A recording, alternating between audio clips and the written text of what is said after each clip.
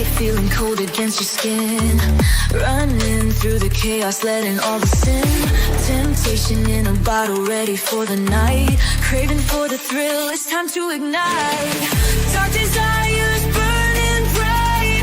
Echoes in the dead of night. No retreat, no looking back on this heart attack. Hey, ladies and gentlemen, how are you for this Saturday night? We actually get to be on a little early for once. A little early, not at like, I don't know, 1 a.m. in the morning or something like that. It always seems to be 1 a.m. in the morning. We have a lot of stories I want to catch up on, including a Operation Safe Harvest in Florida, in Tallahassee, in Florida. Very important case because there are a lot of creepy people out there, and we're gonna have a look at some of them. And our favorite thing is to like make fun of people's mugshots, so we're probably going to do that too.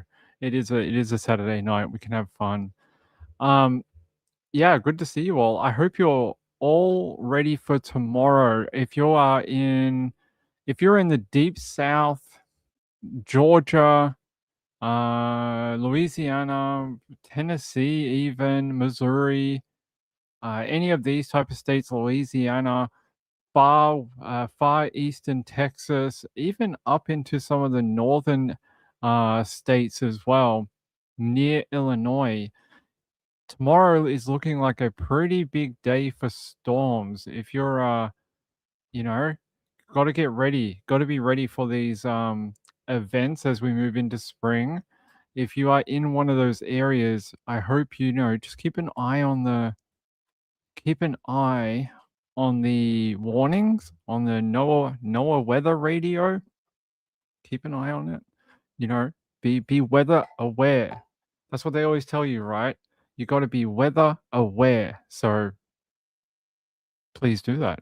Please be weather aware. And if you're in any of these places, especially in the one that has the orange, if you are in one of these states in the orange part here, this is your like warning for tomorrow.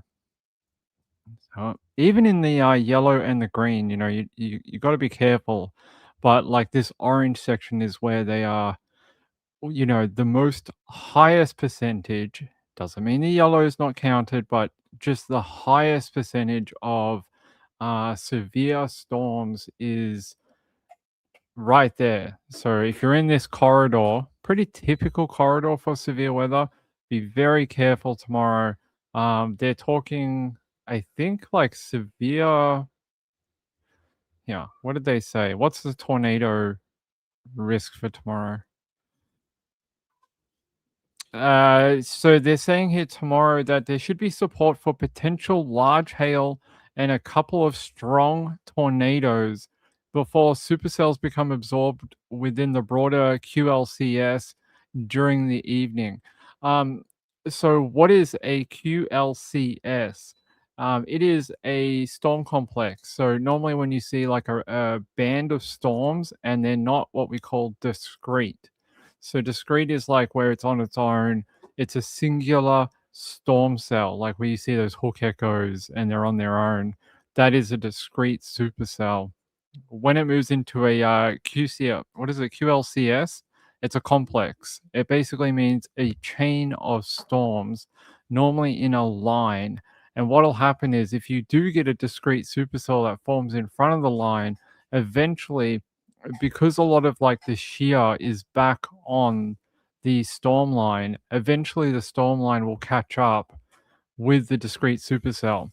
So it'll get absorbed into the line, and then there's still a chance it could produce a tornado, but it's not as likely because it just gets sort of like overrun by the line of storms, and it sort of sucks up the energy and gets dissipated within the broader complex of storms. So it's saying here a couple of strong tornadoes for tomorrow. Now, I've seen this type of warning before, and it sort of means one of two things. You're either going to get some really massive tornado touchdown tomorrow, or you're going to get nothing. It's sort of one of those type of days. It's either going to be one of those days where everyone goes, ah, crap, what a horrible Sunday, or it's going to be just like really not a lot. So, huh? Hey, Chipmunk, what's going on? Chipmunk says she's blocked on the chat. That's weird. Why would anyone have blocked Chipmunk? Chipmunk, I can't check right now because we're in the middle of a live stream. I'll have to check after the show. I don't know why you would be blocked though. No one would have blocked you. We'll have to go into the back end of the YouTube and have a look for you, unfortunately. So I'll have to do it after the show. Why? Yes, but Kathy, you're a moderator. So that you might be able to see things that everyone else can't. Hold on, let me check the chat.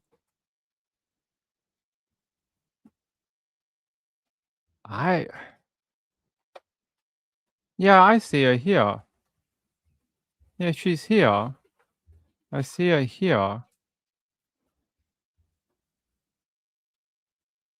Yeah, I see her here. Don't know. Okay. Yeah.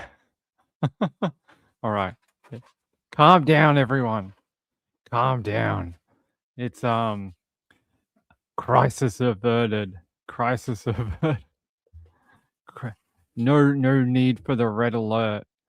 So yeah, if you're in any of those states that you can see on your screen, they are calling for, like, it looks like mostly it might be a hail and wind event, with like some sort of extensive long QLCS. So it's looking like a long line of storms will form.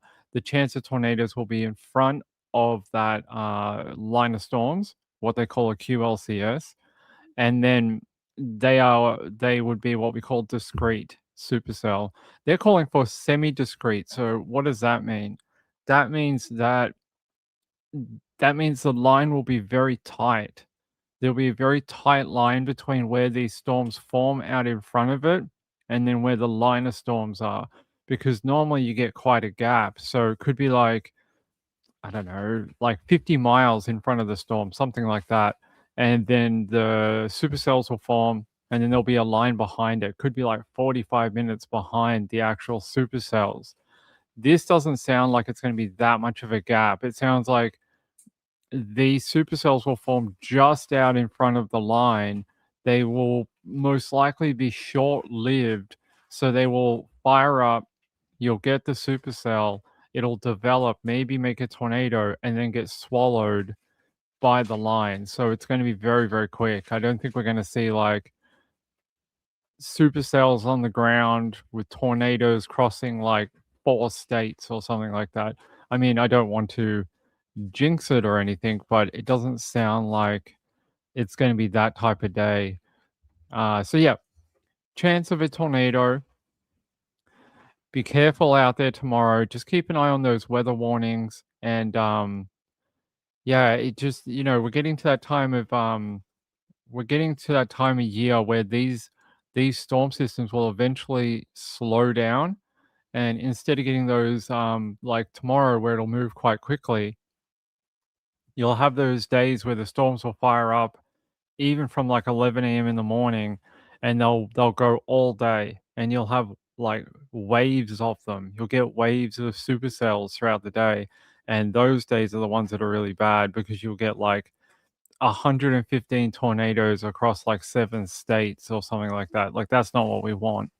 It sounds like tomorrow is just like a bit of a a bit of rain, hail, probably strong winds with the chance of a couple of tornadoes. Could be strong tornadoes depending. So these days I always call a coin flip. So it may happen, or may nothing will happen, because it's just one of those type of days where either everything will happen or nothing happens. So yeah, there we go. Ryan Hall, go to Ryan Hall. Hey Shadster, what's up? Where have you been? He says, "I'm in Southern Illinois." Were you always in Southern Illinois, or did you just sort of get there? Are you like, "Yeah, I was in California and I suddenly teleported to Southern Illinois." Is that what happened? That could have been what happened, knowing Shad. Okay. All right. I want to show you something. And I wanted to show you this is some documentation. So a couple of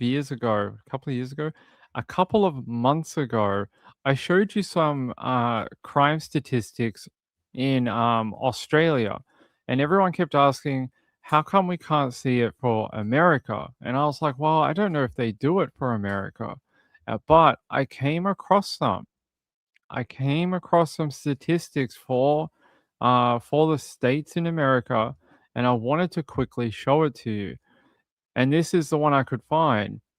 Total number of homicides in the United States in 2024. So they're always delayed by like a year or two by the time they gather all the data, put it all together, and then release it. So what can we see here? And you got to remember, some of these states are quite large and have a huge population. Some of them are smaller and don't have a very large population. So you have to sort of quantify that with how many people live there. But what do we notice at the top of the list here? And I found this very interesting.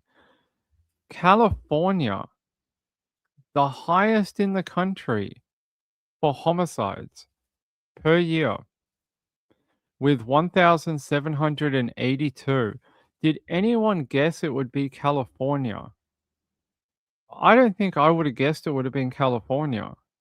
I I don't think that would have been something I thought.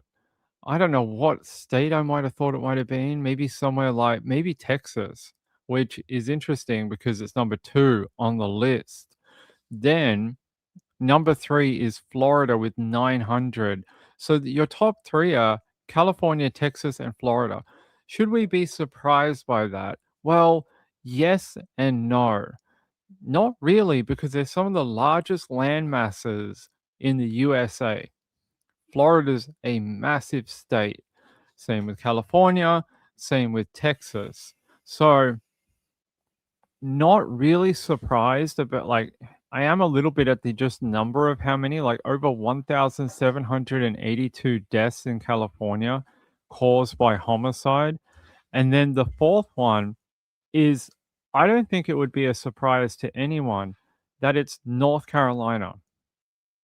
How many freaking stories have we done over the years out of North Carolina? I feel like at least once a week we do, 1 or 2 homicides in the Carolinas. So that is very interesting. And then we get down Georgia, okay, and then Illinois, which is Chicago. We get told that Chirac, which is the slang name for, Chicago, um, we get told how it's the murder capital and, it's the largest whatever of homicides. Is it? Because it doesn't look like it. It doesn't look like it. It seems like it comes after California, Texas, Florida, North Carolina, and Georgia. So Illinois, no, it's in the top 5. Wait, 1, 2, 3, 4, 5. No, it's in the top 10, but it's not even in the top 5 in the USA. And then what do we have? Pennsylvania. I'm not that surprised. We do quite a lot of stories out of PA. A lot of stories. Same with Ohio, which comes next, and then Tennessee. So in the top 10, it's California, Texas, Florida, North Carolina, Georgia, Illinois, Pennsylvania, Ohio, and Tennessee. Then that's what I said at the start of talking about this. This is why I don't have you come on the show. You don't listen. You just jump in halfway through. Just saying. She's just saying.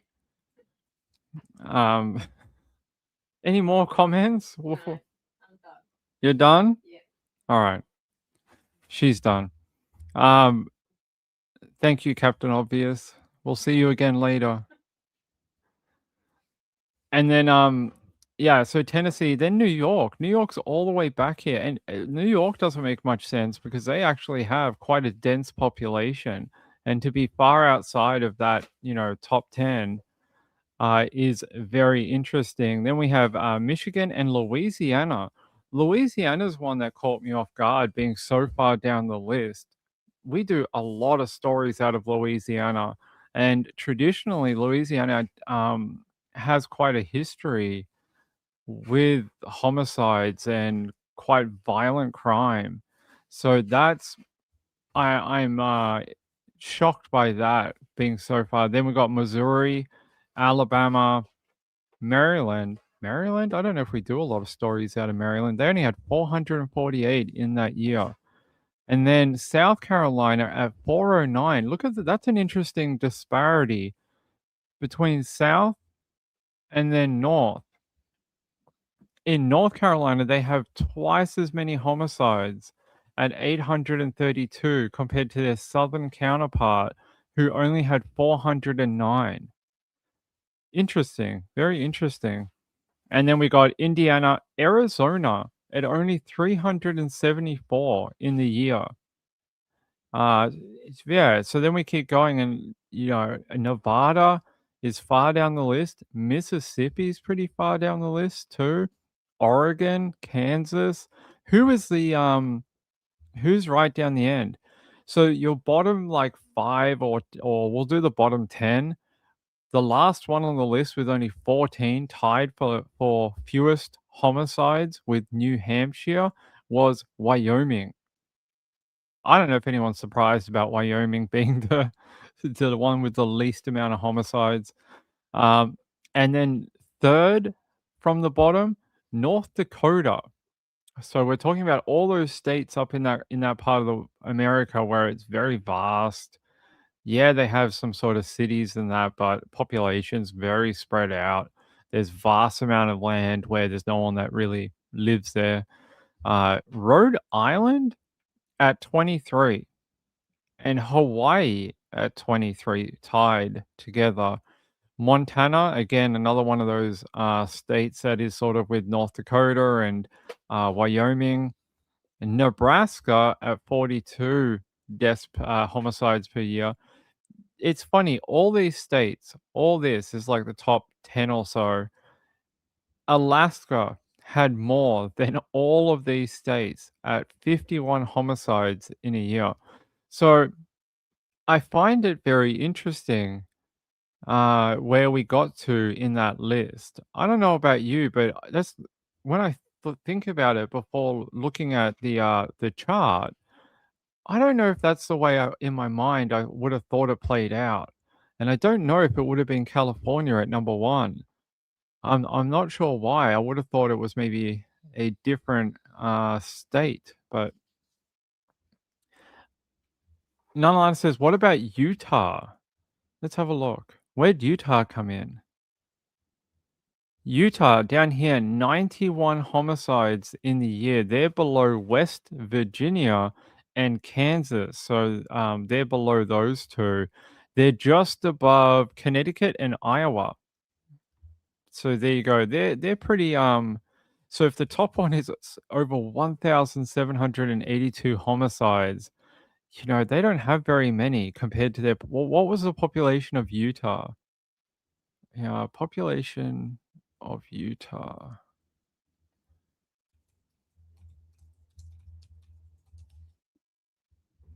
So, as of in this time period where this statistics were made, they had 3.55 million people in the state of Utah, and they had just under 100 homicides for the year. That's really tiny. That's really small. I think, given it's like almost a 4 million population in Utah, they only have around 100 homicides a year. That's tiny percentage-wise, isn't it? Hey, Cyrillian, I would have thought the southeastern states would be among the most. Southeastern. So like the Carolinas and Georgia, Atlanta, like all those type of places. Yeah, I would have thought maybe South Carolina would have been higher because we do so many stories out of South Carolina. But the fact that they only have like 50 homicides a year. You know, Delaware Delaware has 60 per year.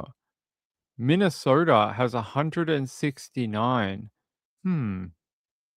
So, what do you guys think about that where you live in America?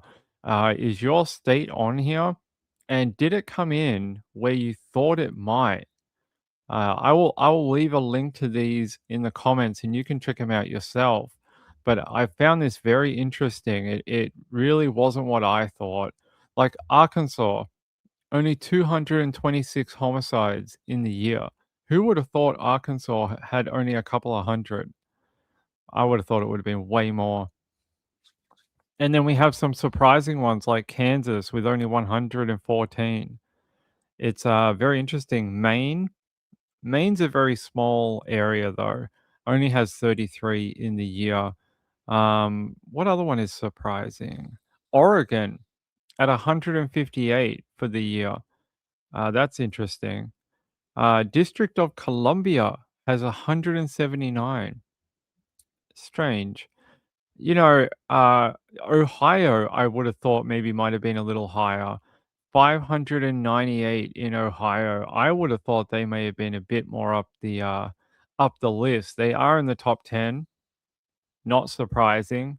We do so many stories out of Ohio every year. Um, the Illinois one's not that, surprising as such. I think the number 732 is lower than I thought it was going to be. And then Michigan pretty high, 529 homicides per year. They are actually just below New York. They are just under. New York beats them by 10, by like about, no, sorry, 12. New York has 12 more homicides per year than Michigan. Whoever in their right mind would have ever thought Michigan would be on par with New York in homicides? That's very interesting. I reckon if you took that back to the 90s, maybe like the 80s and the 90s into New York, I wonder what the difference in the homicides per year are, because we all know that New York went through like a really bad patch in the 70s, 80s and part of the 90s. They had really high homicide rate.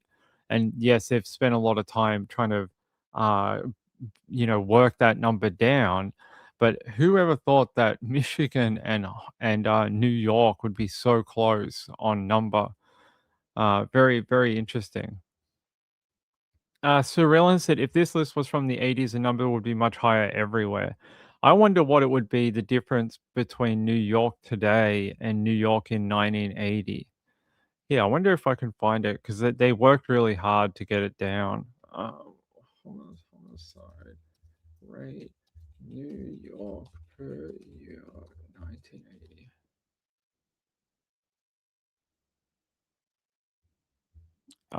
Yeah, it is a lot higher. A lot higher. And the population was smaller. So the population was a lot smaller in 1980 compared to today, and their homicides were way higher. So apparently, um, in the year of 1980, the US national homicide rate peaked. So it was the highest number ever at 10.2 homicides per 100,000 people nationwide. It's the highest number ever in the history of the USA. Interesting. But in New York in 1980, they had the equivalent homicides as California does today at 1,821.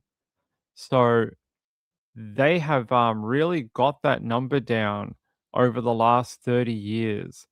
You look at California, their number has not really decreased. They are keeping the same rate of homicide, but New York has taken theirs down by about 2/3 of what it was in 1980. So good work to New York. Good work to New York. Like, I mean, that's impressive to take it down. What would it be? They had 541. They have removed so they've removed about 1,300 homicides per year out of New York. That's 1,300 people that would not be murdered now. That's amazing. I understand why a lot of the people in the governments that did like in the 80s, 90s, and early 2000s were really proud of their work to reduce homicide rates in New York, and they've done a pretty damn good job to have only that many 500 in there. They have such a huge population throughout New York City, but also the wider area. That's really impressive. Very cool. Hey, old woman, how are you? Good to see you. Hey, I'm really glad to see a lot of people in the chat tonight. I gotta tell you, it is extremely disheartening when people don't participate in the chat. The show works off um, me, talking with the chat, and it's a two-way street. If we don't have that participation, it makes the show very boring, and the product is not as good for you guys. So make sure you're participating in the chat, and if you've got something to say, then use the chat to say it, because you never know where the conversation might go. Um, but tonight's a good night. It's nice to see a lot of people in the chat tonight. Remember to hit that thumbs up button. I would appreciate it. So yeah, people kept asking me for statistics. We did Australia. The thing is, I don't have any more of like the nitty-gritty type data. This is the only one I could find. I was unable to find it listed based on like we had in Australia, offenses and then split between male and female. Unfortunately, I can't find it, and I'll keep looking, but the only one I could find was per state and yeah, per year. So that's a shame because I would like to see what the difference is between Australia and America, and if the way murder happens between men and women is the same in America as it is to Australia. So in Australia, like we learned, women are almost primarily killed by a partner, either a partner or someone known to them. Men are killed in a variety of ways. They're killed by like friends, they're killed by enemies, they're killed by random people on the street, they're killed by their neighbors. It's very fragmented. But I want to know if that works the same way in America or not. And unfortunately, I don't have that representation for it. I'm not sure why they don't put it out. Hold on, homicide. Crime.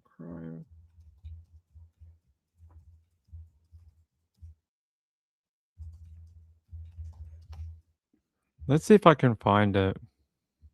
I had a look before and I couldn't find what I was looking for. Maybe The Office. No, that's for juveniles. Okay, let's have a look. No, that's for worldwide. I don't think that helps what we want. Oh, okay. This might help. In the United States, men are much more likely to be incarcerated than women. We already knew that. More than 9 times as many men, around 5 million, as women, only 500,000 had ever at one time been incarcerated in state or federal prison. That's interesting. I think we all figured that that would probably be the case. According to the Bureau of Justice, males experience higher victimization rates than females for all types of violent crime, except R word or other SA. And they're saying here in 2014, more than 73% of those arrested in the US were males. We know that. That's not what we really want. Um,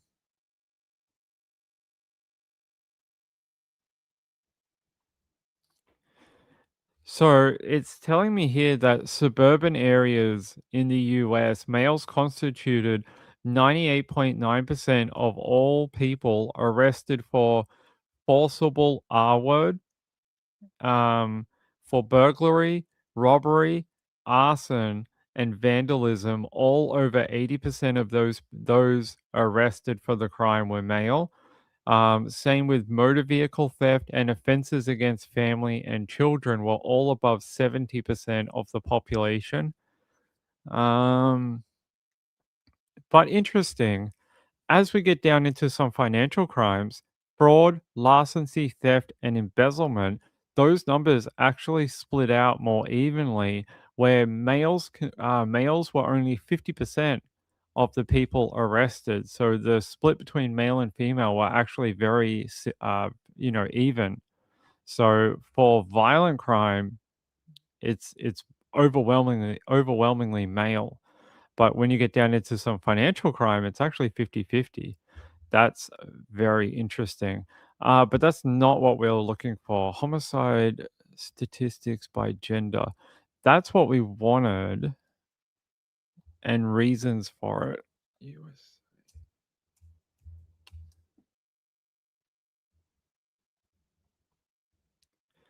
Um, males make up roughly 75 to 80% of all homicide victims in the USA. Men were roughly 2.7 times more likely to be murdered than a woman.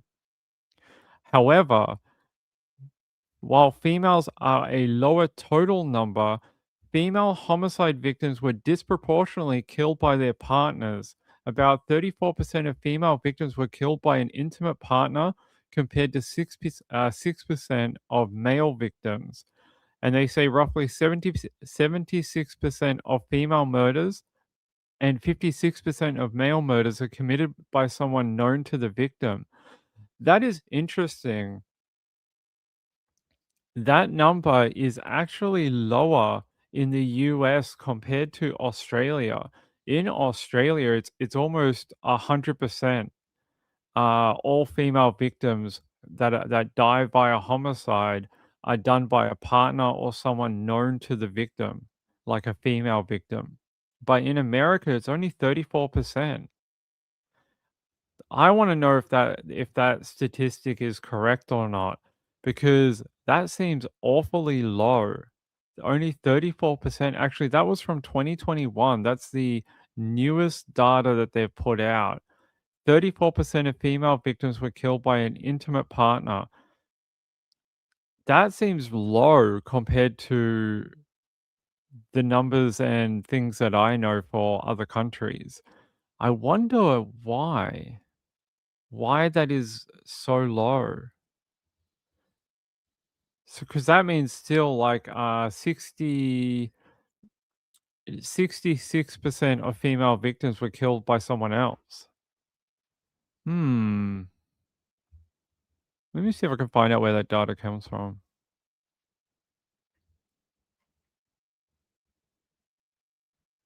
Yeah. Data from 2021 confirms that female homicide victims are disproportionately killed by intimate partners, with estimates indicating that around 34% of female murder victims in the US were killed by an intimate partner. So, what is the other, percent? Who is killing them then? It's sort of like doesn't give you the whole picture, does it? I would like to know here. What does the Australian one say?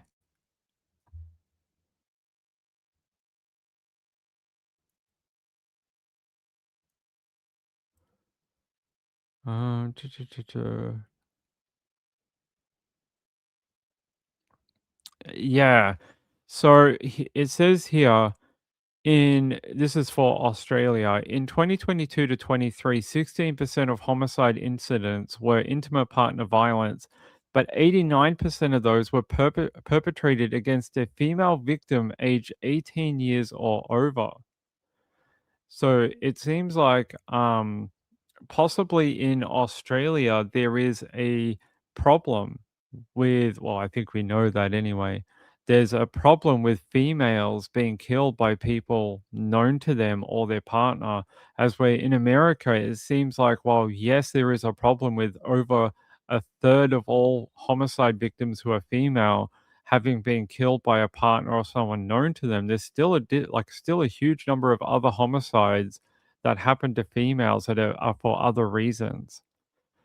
It's interesting why there's such a disparity between Australia and the US in that way, because we get told that the murder rate for females, especially with that partner violence, is very similar throughout the world, but it doesn't seem to be. The statistics don't bear out that at all. But 34% of homicides in the US could be millions compared to Australia, where it might only be like, I don't know, 1,000 people or something. So it could be very different. Shazda said, what is CDC? CDC, isn't it the Center for Disease Control? I know they do statistics. Anyway, we went a little deeper into that than we thought we are going to. It fascinates me because we talk about these stories so much and we talk in generalisms a lot when we sort of discuss cases and why this happens and how this might happen. It's very good to have sort of like the data behind it and the information. So when we look at true crime, when we see a case come up, we can go, okay, how common is this? What would be the most likely answer? And then it gives us the power of information to start breaking it down. Okay, what kind of perpetrator would we be looking at? The statistics tell us most likely it could be this, but it could be X, Y, and Z too. So there you go, a little bit more from across the US. I wish I had more, but there's really not um, too much more to give you, unfortunately. All right. I want to go to Florida. We just got done with telling you about Florida and all the murders there. I want to take you to Tallahassee because their Operation Safe Harvest continues. Now, this is an operation that's trying to either round up like children who might be at risk, but also trying to find the people who are luring children online. Big problem nowadays. We just heard a case yesterday about a girl missing from Ohio, and then she was lured online. They ended up finding her, funny enough, in Tallahassee, of all places, in a hotel room. So these cases are very important to try round up these effing losers before they get to do something like that to a real live victim. So let's play the video. Thank you for joining us tonight. I'm Julie Montanaro. And I'm Jacob Murphy. A call for parents to step up and pay close attention to what their kids do online. Today, local law enforcement announced the arrest of 20 men accused of online crimes against children. Our Abrea Ruffin was at the announcement this morning and joins us live right now from TPD headquarters. Abrea. Yeah, Julie, TPD Chief Lawrence Revel says that his detectives and his officers are actively online monitoring and looking for anyone who intends to prey on children, and they will continue their mission to protect the kids in our community. It's one of the greatest fears we have as parents is that someone exploits our children. Tallahassee Police, the Leon County Sheriff's Office, and several other agencies work together to track, arrest, and stop online predators in a sting dubbed Operation Safe Harvest. Body cam footage shows suspects arriving at a home to meet whom they thought would be a child, only to find a team of detectives ready to take them into custody. Made arrests on 20 suspects, and we made contact with over 75. Think of all the ones that are actually got roped kids that were not the police. You know, they can become victim of human trafficking, sexual abuse. Those 20 men were arrested for charges ranging from online solicitation, traveling to meet a minor, sending harmful material to a minor, and more. Chief Revel says many online predators will lie about their age and manipulate kids to gain their trust. Everybody you're talking to is not whom they seem to be. Yeah, they very likely could be predators, adults that are pretending to be children, pretending to be your friend, pretending to say all the right things to you. Check your children's phones. You need to scroll through. You need to go through every aspect of their phone. There's hidden files that the parents a lot of times don't know. Police urge parents to stay alert with what their kids do online, while also emphasizing the department's plans to continue operations just like this one. Any door you think you're going to walk through and exploit our children, I want you to fear that we're going to be on the other side of that. And you got to see some of the body cam there, very much like that old TV show. What was it called? Can't remember what it's called now, but To Catch a Predator. Like very similar. Like they get these guys online, they sort of get them to meet up, and they get them to bring some items so they can prove intent. And then they could say, "Hey, meet me at my house. My mom's gone out for like, the evening. I'm home alone." They come over and then they get, thrown to the ground. It is a great operation. And, to see these 20 individuals who were using the internet to target young people, especially in Florida, one of the highest states of child crimes in the USA is Florida, unfortunately.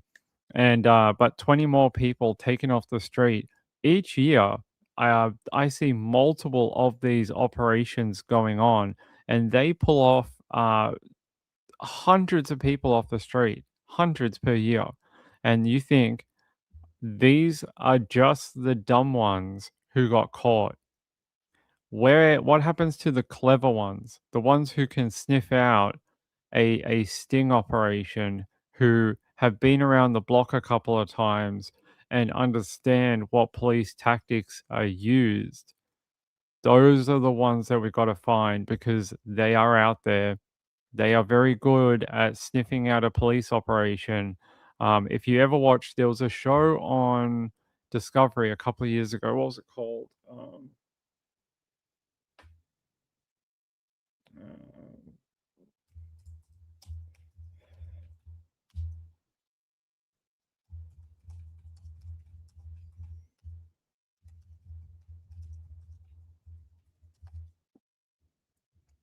There was I can't remember what it was called now.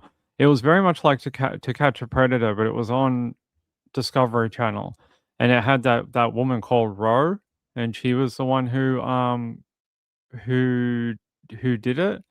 I can't remember what it's called now, but there was a show, and they demonstrated how they used their techniques. So they had like whole rooms set up that looked like a teenage girl's bedroom. So when the predator was like, "Oh, just so I really know it's like, you're a teen girl, you know, put the camera around the room so I can tell this is not a police operation."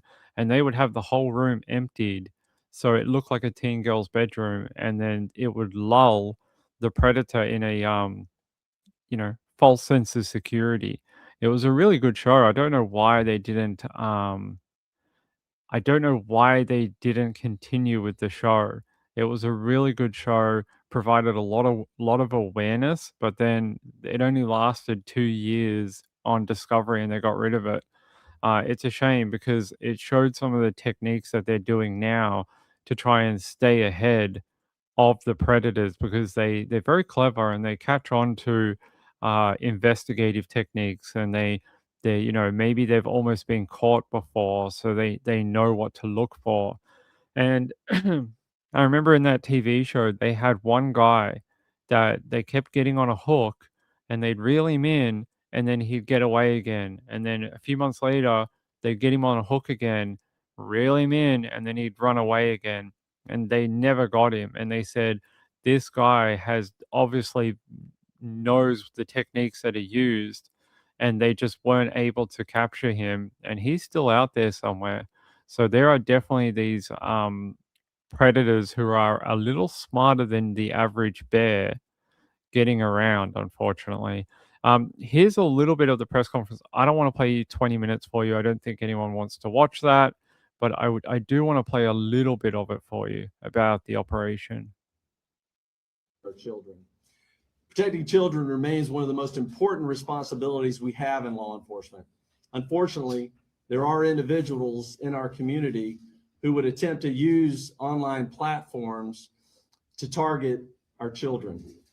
Today, we're here to discuss the results of this Operation Safe Harvest, where we arrested over 20 individuals who were targeting the children in our community.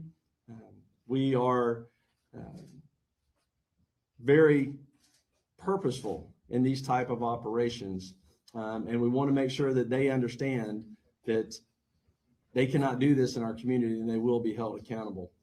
These individuals traveled to what they believed was going to be a meeting with a minor. Instead, they were met with law enforcement officers who were prepared to intervene and hold them accountable. Let me be clear. The internet does not provide a place for you to hide when you attempt to exploit our children. Our detectives are actively monitoring these spaces and working together to identify those responsible. I want to thank our partners for their collaboration throughout this investigation. The FBI, HSI, FDLE, LCSO, the State Attorney's Office, and Protecting Children Innocence Task Force. So thank you all for your partnership in this. Operations like this require coordination, expertise, and a shared commitment to protecting children. I often say that we have the best officers and detectives in the world working right here in Tallahassee. And it's them that I want to acknowledge here today. You guys did a phenomenal job. Great work. Our message is simple. If you attempt to exploit our children online, we will find you and we will bring you to justice. Thank you. And at this time, I'll turn it over to Special Agent Jason Carley with the FBI. I'm sorry, Special Agent in charge.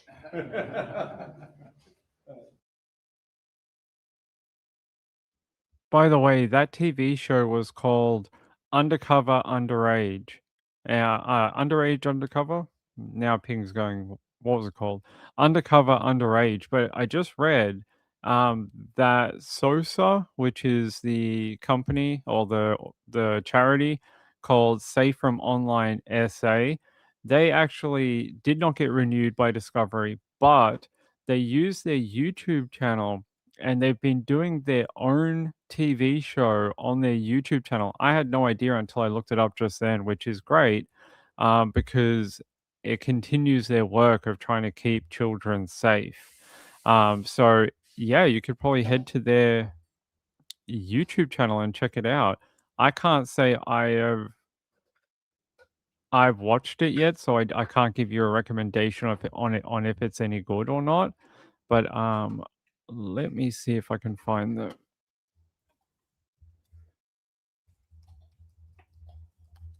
Let me see if I can find their channel. Yeah, it's here. So they are doing a new season on their show. I think only 2 days ago was their new episode that came out. So they are a good charity. They really help people, especially young people, stay safe online. I put the link in the chat. Their channel's way bigger than mine. I don't even know if they need my recommendation, but I like their work and I like the original TV show. I thought it was very good. And yeah, like it's interesting. Some of the ones here I think are replays from their TV show. They have one here that was season 3, episode 4 of their new show, and it's about a grandfather, and the grandfather wants the young girl to call him Paw Paw. But I swear I know that storyline from their original undercover underage TV show. I'm sure they had that guy on there that wanted to do that. So yeah, check it out. Rue is a great person. I've spoken to her in the past, not recently, but I have in the past spoken with her. She is a nice lady. Yeah, so they continued with their independent TV show, and it sort of supplements the work like the Tallahassee PD are doing with this operation that they completed. 20 people. Let's see if we can get the mugshot for you. Let me see if I can get that. Where is it?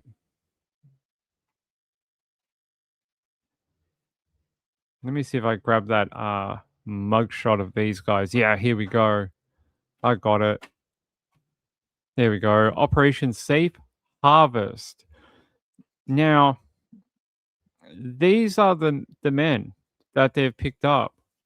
All these men went to the home, or if they didn't enter the home, they drove to the home and were picked up in their vehicle outside.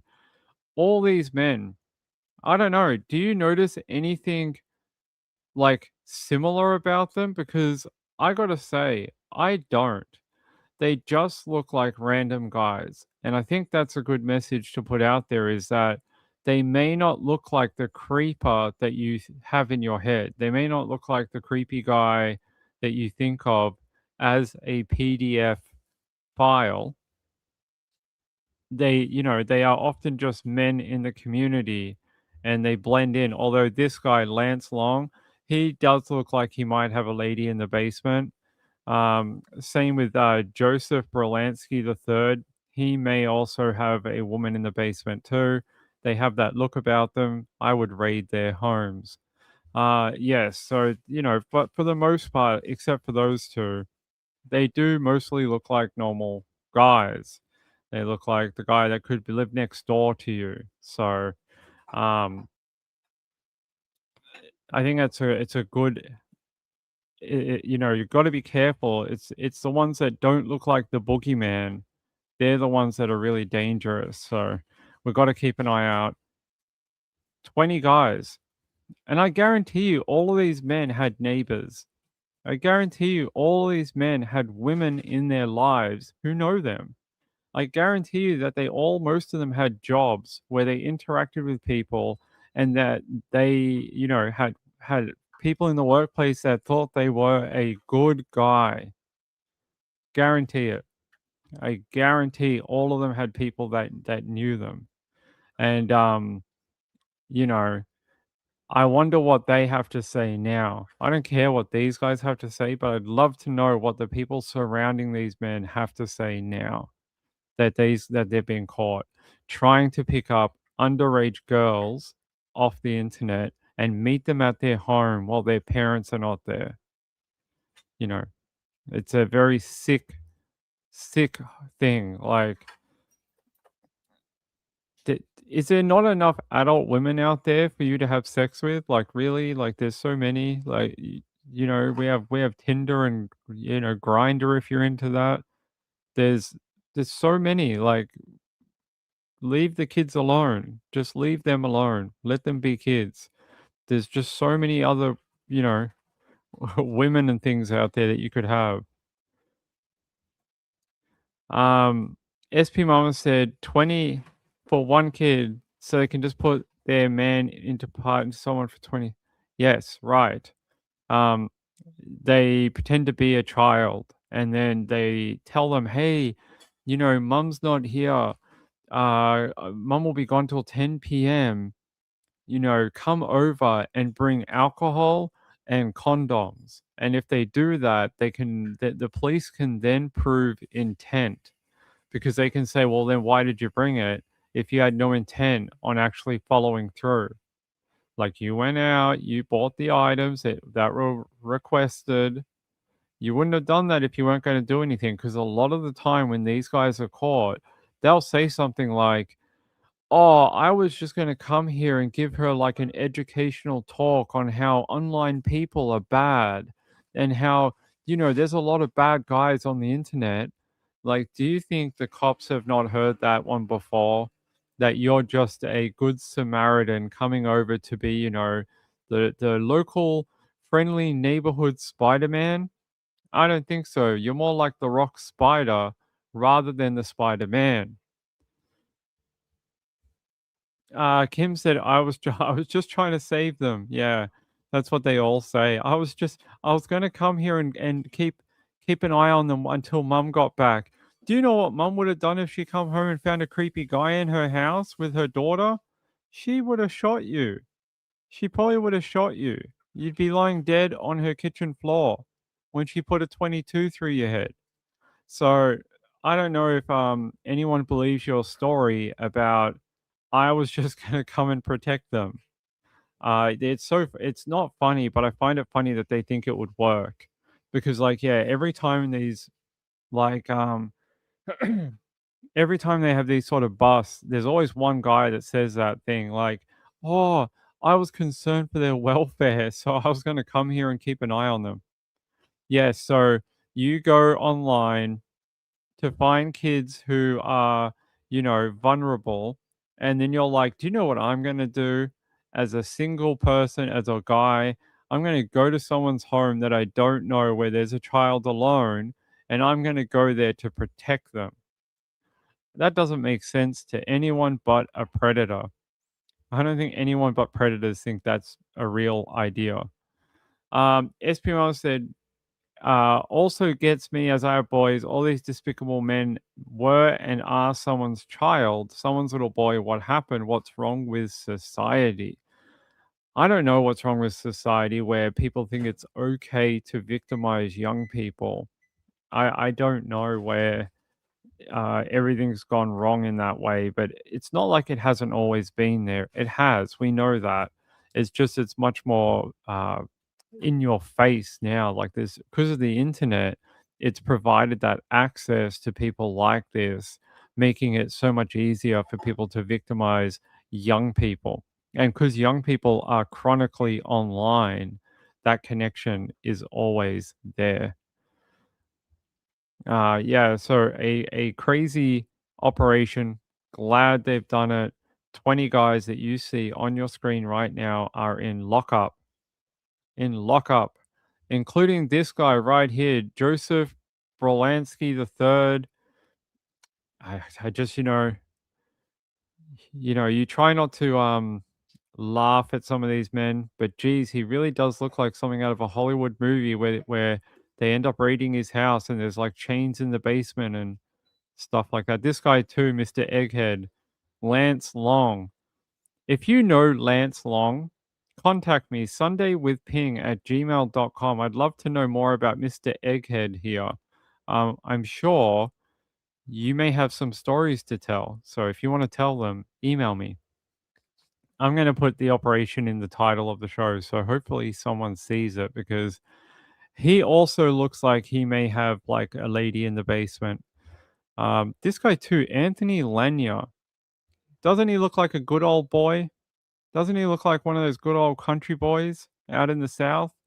And he was going around talking to underage girls online. He looks like that typical, I don't mean to use the word redneck, but that's exactly what he looks like, or a hick. That's what he looks like. He looks like one of those country boys. And he's even wearing the camouflage top.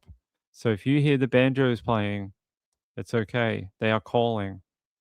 He does. He just looks like that kind of guy, and you wouldn't have thought that about him, right? We all have that vision of the good old boys, and that they're always there to help or be of assistance or be part of the countryside. He was caught trying to go to a little girl's home and abuse her. There you go. Scroll down to the last two. All right. Oh, I don't think it. These two. I might have to find a better photo of it. This one's not. It's cut off on the bottom. Hold on. I'll see if I get a better copy of that.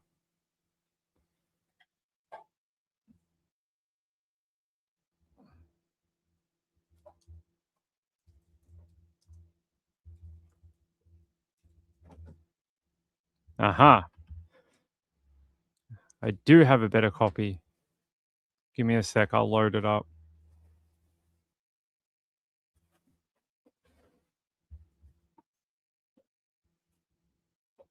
All right. We got a much more HD version. There we go.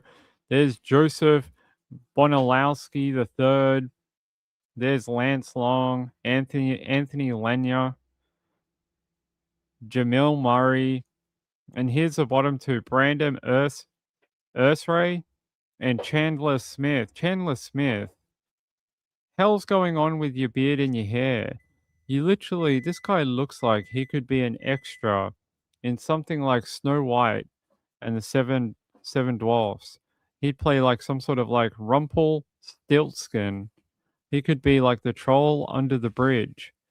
Is anyone looking for an extra in a movie for a troll under the bridge?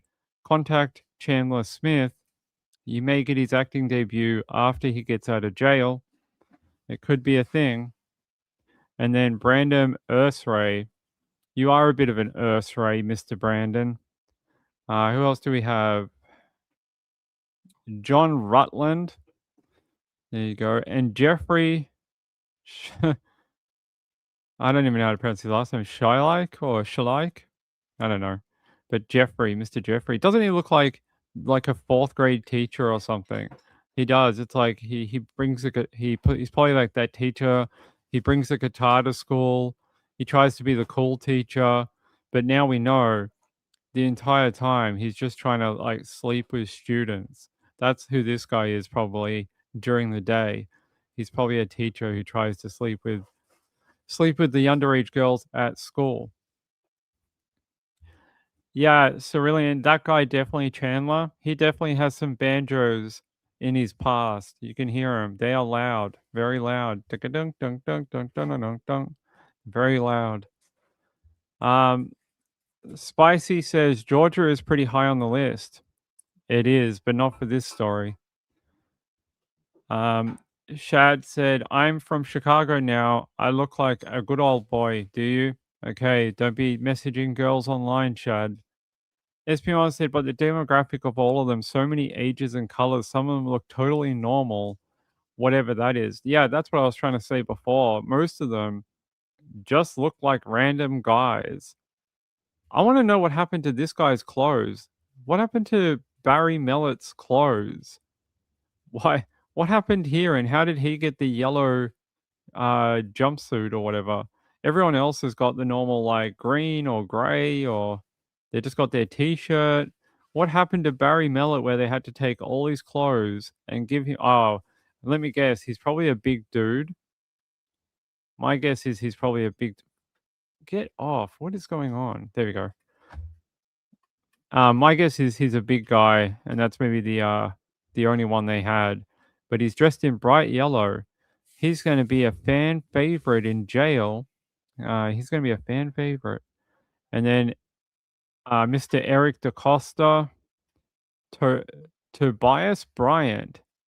Bro, if I saw you knocking outside of a young girl's bedroom, I think it could be some sort of horror movie. Like, stop doing that. This guy too.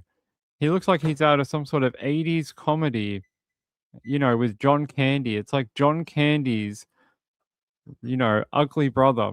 There you go. Hey, Mr. John Candy's ugly brother.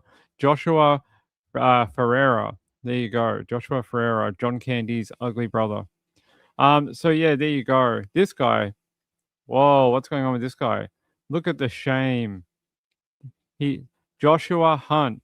He feels shame. Look at him looking down. They're like, look at the camera, sir. He's like, I can't. I have far too much shame. He has to look down. None of them look like upstanding men. I don't know. I reckon it's the lighting in the police department. I reckon it all makes people look a little, it's called the suspect lighting, and that's why it's like that.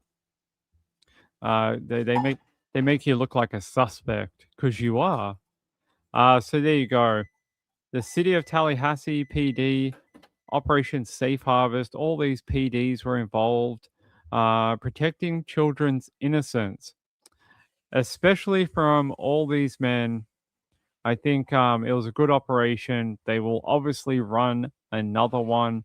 Various different places in Florida run them, including our favorite sheriff in Florida. He does them too. So there we go. Good operation. I'm glad that these guys will be in jail for a period of time. All right. What else do we have tonight to talk about? Maybe more banjos. We'll see. What else do I have on my update list for you? Wait, no, I don't really want to do that one.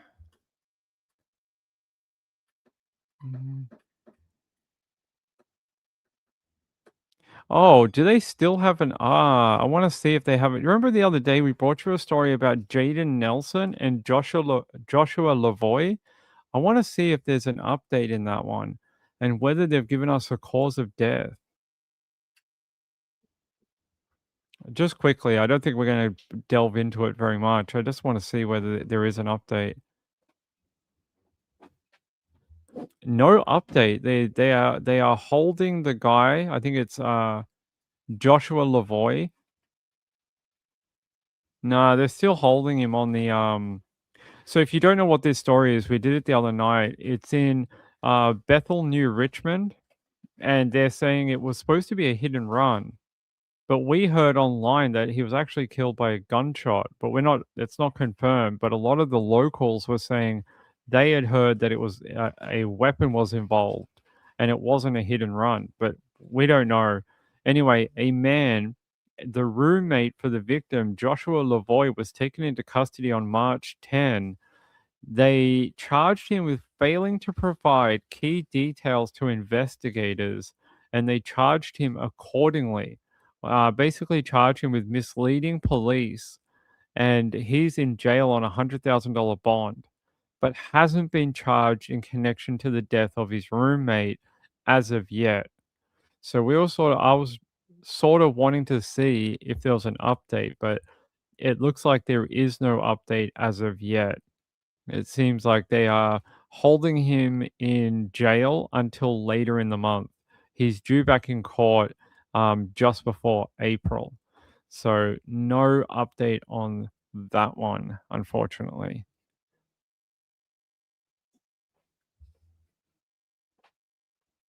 Guys, give me a sec. Give me a sec.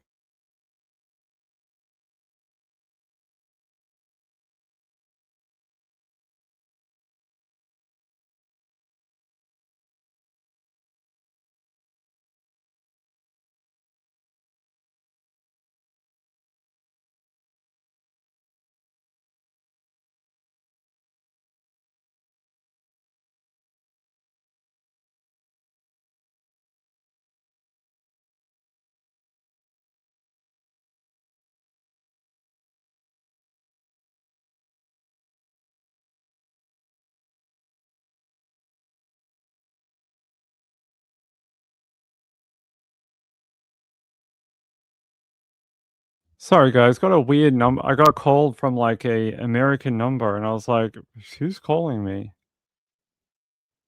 +1. +1 is USA, right? +1 is Okay. +1. Who would be calling me at 4 o'clock?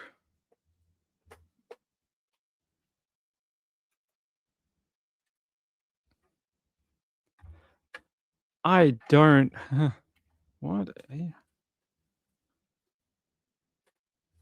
The number doesn't even make sense for Australia. What is +1? It's got to be America, I'm sure. +1. Yeah, it's the US, right? +1 is the USA. I don't know why I thought it might be Trish, but I asked her and she said no. What is the 800 +1?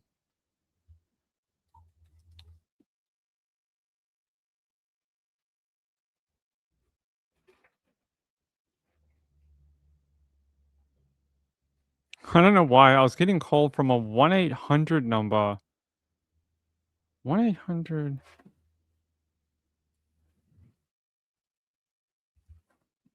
Give me a sec, guys.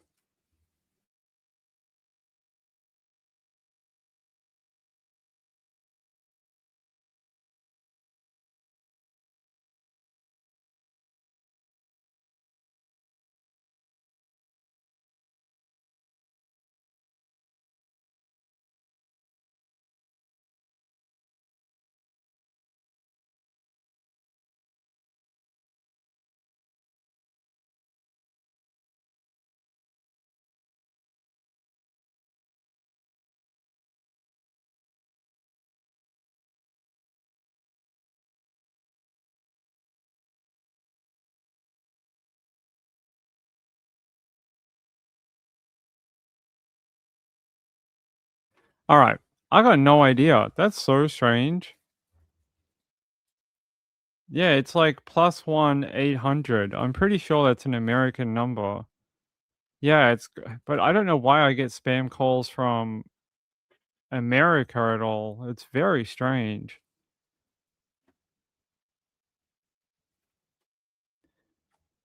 Yeah, it's weird, weird. I don't know. It's not a number that's called me before, and it came up just as we were. Huh. And I can't find anything either, so I was doing a quick I was just worried it was something urgent. Like sometimes I get calls about urgent court things or something.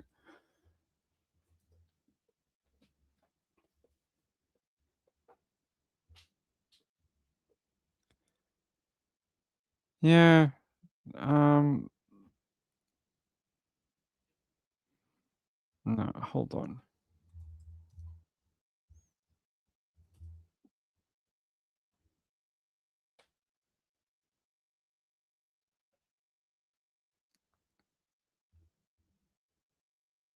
Yeah, the AI doesn't seem to know what it is either.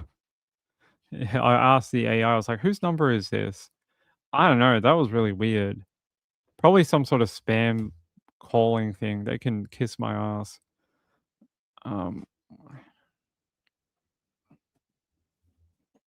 I'll try it one more time.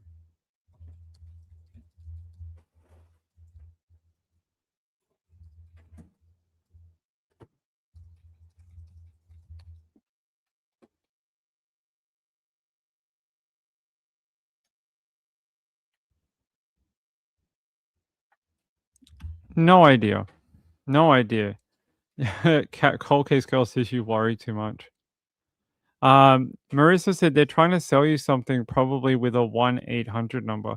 It's actually weird because in Australia, a 1-800 number is like a 1-800 is like used for free call. It's normally free call for like like a lot of businesses and things like have it, but the numbers don't make any sense because they're like one digit too long for America. I mean, for Australia. It's just weird. I'm not worried. I just more want to know like who's got my number. Who's got my number? Yeah, I'll call it back after the show. Yeah, not yet. We're gonna do it in a minute. Gail said, "In the UK, we have a website. Who rang me? Who called me? Told you if others. Yeah, we have that too, but it wouldn't pick it up for this one.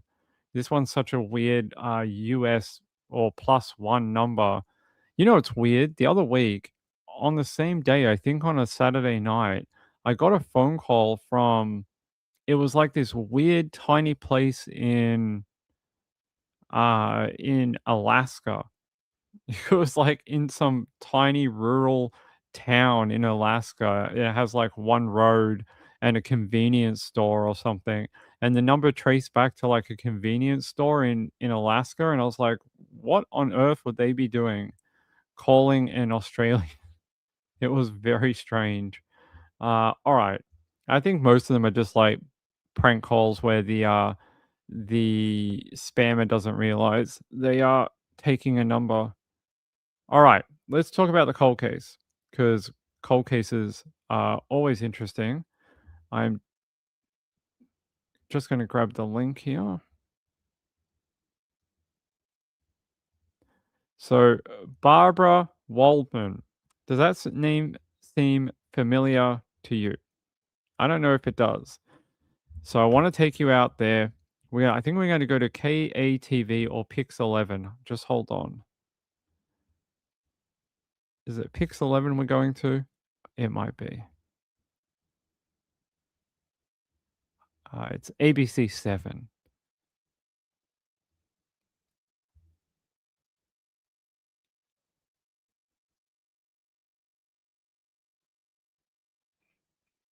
More than a half a century after a brutal killing on Long Island, investigators say they finally identified the man responsible. Police in Nassau County announced that DNA evidence has linked them to the man behind the 1974 murder of Barbara Waldman. She was just 31 years old. Eyewitness News reporter Crystal Cranmore talked to Waldman's family and has more on the man investigators say committed the decades-old killing. She's live in Oceanside with what we know. Crystal? Yeah, good evening. Nassau County Police have identified the killer as Thomas Genazario, who died 22 years ago. Authorities saying that he was a sanitation worker in this Oceanside community at the time of the murder. The Waldman family is saying that they hope that this development gives them an opportunity to finally move forward.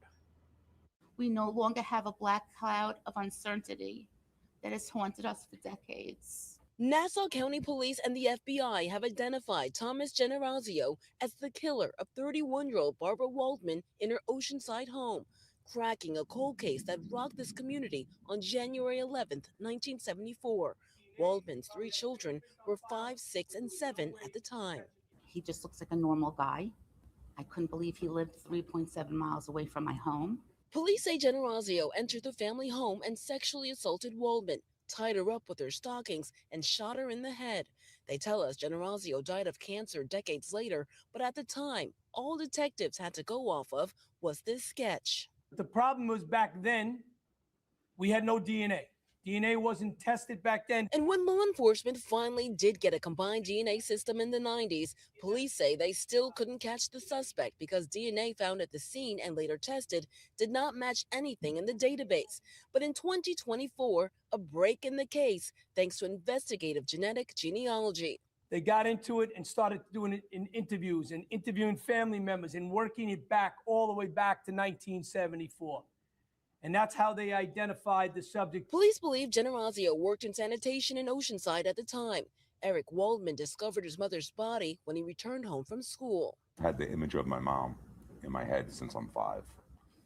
So, and it won't go away until I die. The family describing how their mother's death has had a lasting impact. Cherishing every day, cherishing the women in my life, cherishing friends. And the answers they've been seeking now put them on a path toward healing. Although this will not bring our mother back or undo childhood traumas, it has allowed my brothers and I to achieve a sense of peace and relief. And police would not comment if there was any connection between Waldman and Genazario. Police saying that Genazario had been arrested twice, one for assault, another for possession of stolen property, but his DNA was never put into the system. Now that it is, authorities say he has not been linked to any other crime. For now. You know, sometimes cold cases, they are not always about catching people and putting them in jail or putting them in trial.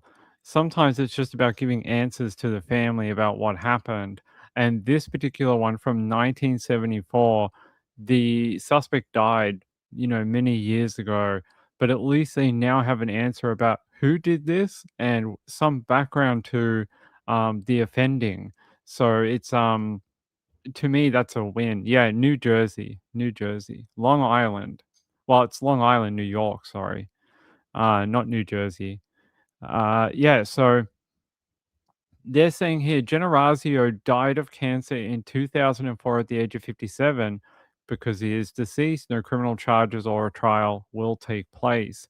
But they're saying the breakthrough was achieved through, genetic genealogy. Of course it is. And they were able to work through the family tree and trace it back to him.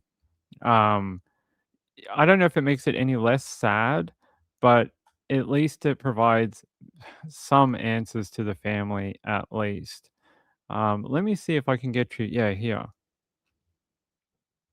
Here's like a sketch of him, and there's a photo of Generazio back then. It looks pretty similar.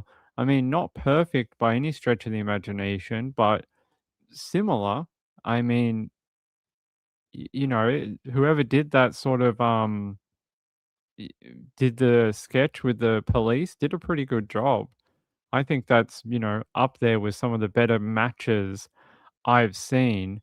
I want to see if they have the actual full press conference. Let me have a look.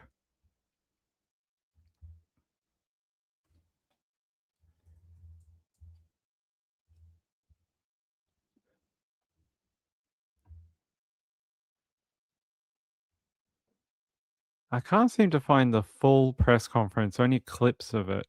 I don't know why. Yeah, can't find the full video unfortunately, but that's okay. So yeah, it was 1974 in her Oceanside home, and they're saying that Thomas Generazio of Oceanside as well killed the 31-year-old Barbara Waldman in 1974, and that they only discovered it with the DNA that they found at the scene. Waldman was found dead in her Oceanside home, lying face down with her hands bound behind her back. She had been strangled with her own stockings. Really common, like females to be killed, and in that way, that was really common back then. There was quite a few unfortunate women who were killed using that method. I don't know if he was a. I guess he sexually assaulted her. So I'm guessing this was some sort of sexually motivated crime, and the stockings were probably part of that. That was a common driver. I've read quite a number of murders when women have been killed with their own pantyhose or stockings or a number of other things. Yeah, so very sad that she's been waiting that long for her family, the public to know exactly what happened that night, for the rest of that story to be told. I want to go to the PD and see if I can get on there. What is going on?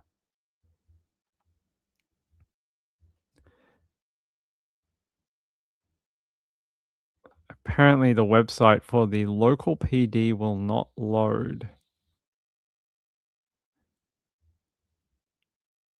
It was Othram that did that, by the way. That's really cool. Yeah, let's go here. There's a photo of her, by the way. What a good work, Ping. Guys, what is going on with this computer? It is just freezing. Hold on.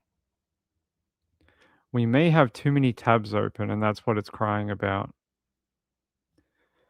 We may have, like, for each show, we have like 50 or 60 tabs throughout the night, and that might be why it's crying right now. All right. Let's go back to the link that we actually wanted from before.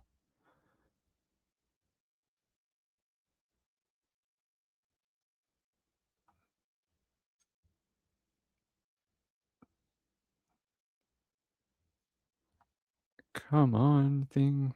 Let's go. It's being a real dick of a thing.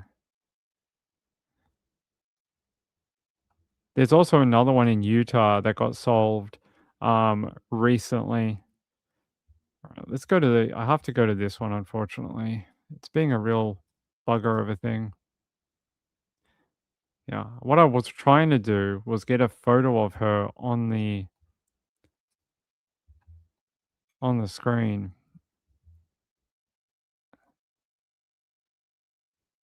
There we go. Oh, I don't know what's going on with the computer right now. Come on.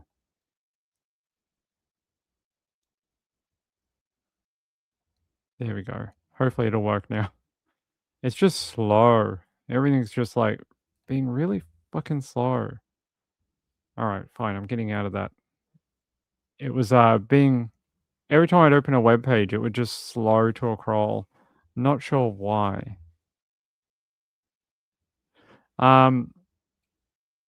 Here, let's read a bit more about it.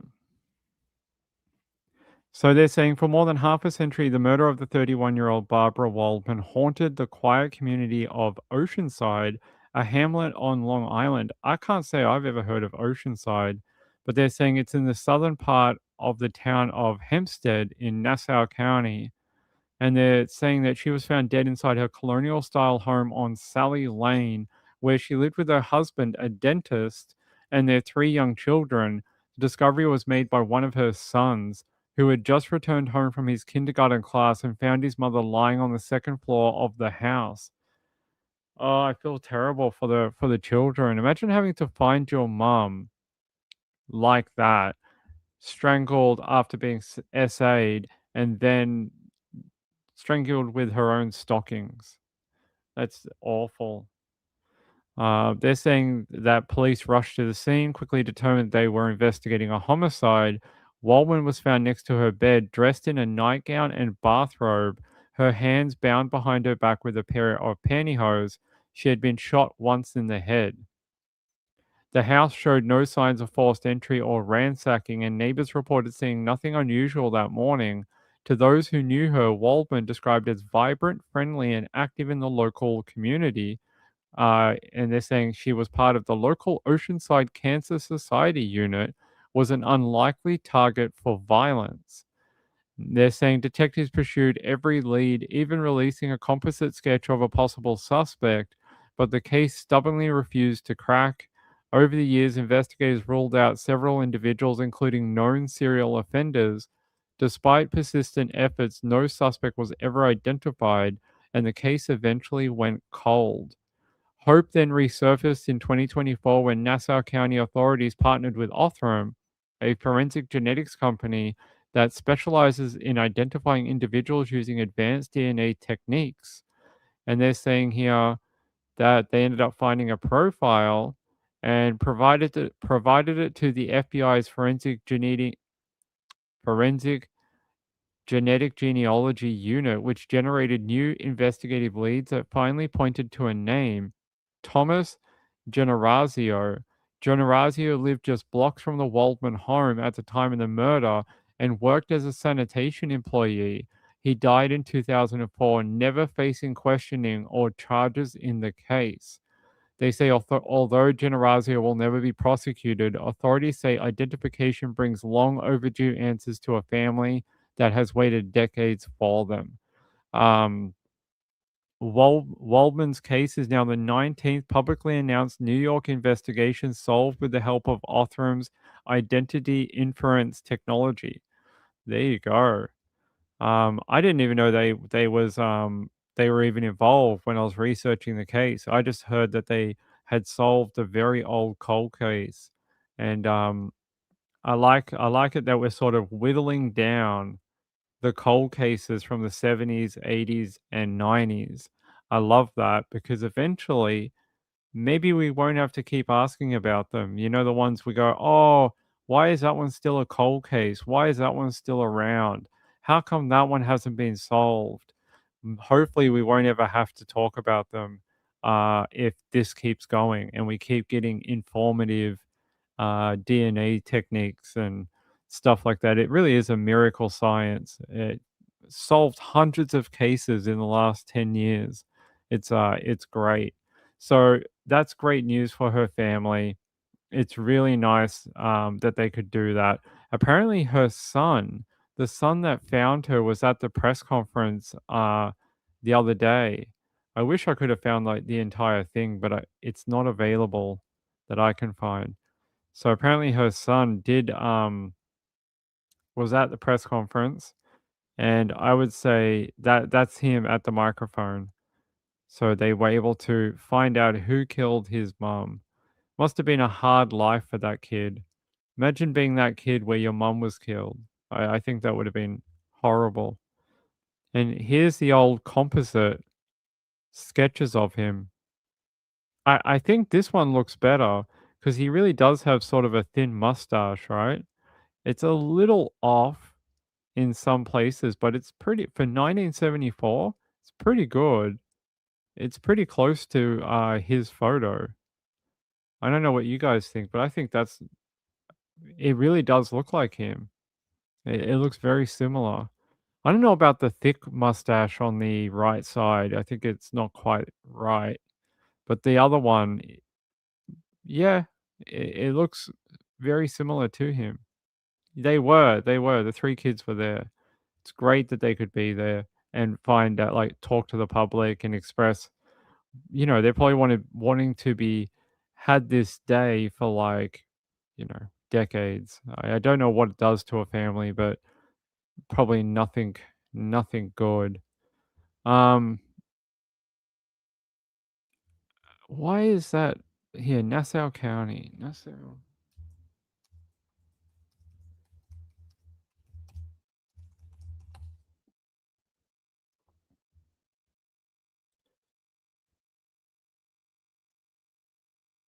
I want to see if do they have a YouTube channel? Nassau County PD.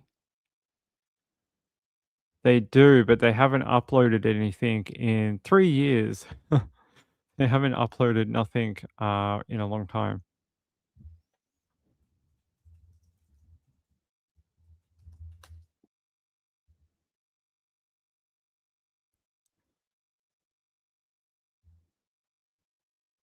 Barbara.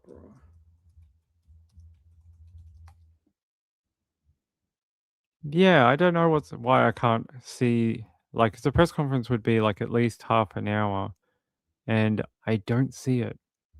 I don't know why. Yeah. Sorry guys, if I find where it's hiding, I will do it another night and we'll have a look at it. But yeah, can't see the whole thing. I would have thought it would have been on their Facebook channel or something like that. Hey, Burn Popcorn, how are you, my friend? Hey, Shad. Vanessa said, I feel badly for that poor husband that was, yeah, for a long time, he was suspected and they thought it was like something he had done to his wife to run away with a mistress. I had read that earlier. We read a story like 2 weeks ago where another case was solved, and for many years they thought the dad did it. Yeah, I think they thought the daughter was killed by the dad, not the wife. But for years he lived under suspicion of it being him, and it wasn't. And after like 30 years, they finally exonerated him when they came forward with the real suspect. Let me see. Someone's asking who gave the original suspect lead. Yeah, here. For decades, suspicion had wrongly fallen on her husband, Gerald, a local dentist. The case remained cold despite several witnesses reporting a man in a green snorkel jacket, fleeing the scene at the time. It doesn't say who those witnesses were, just that there were a few people who saw a guy in a green snorkel jacket. What is a snorkel jacket? I've never heard of a snorkel jacket before. Let me see.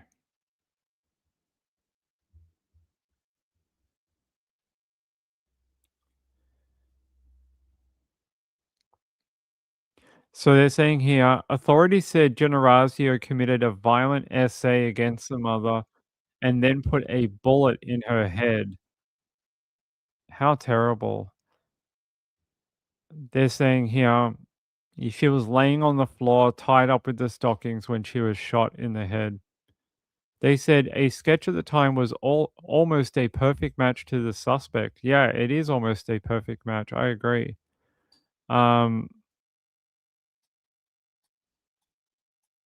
Apparently, the family were told all the way back in 2024 that they had found a DNA profile, but that it took another 2 years for them to track it down through the genetic genealogy. It shows you how long sometimes this genetic genealogy can take. And they said the closure has brought relief to her children, who battled persistent rumors for decades that their father was the killer. And they said during the press conference, as children, we heard many times that people were suspicious of my father and that he may have had something to do with my mother's murder.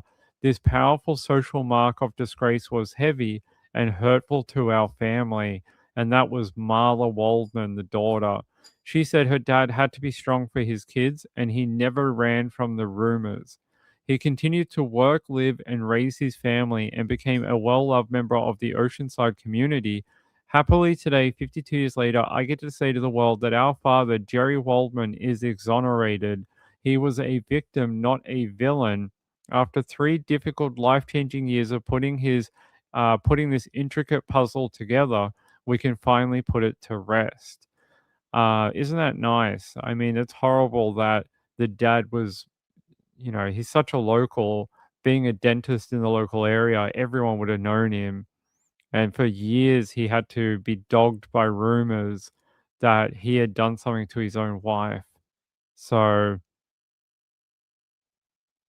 really sad. Really sad, but I'm glad they finally got their day. And Thomas Generazio, you are now known for what you did. Your secret that you kept in the dark is now in the public domain. So, forevermore, he'll always be known as the guy who killed Barbara Waldman. Forever. That's what he'll know. He may not face charges, may not be here to go to trial, but his legacy of whatever it was is now gone.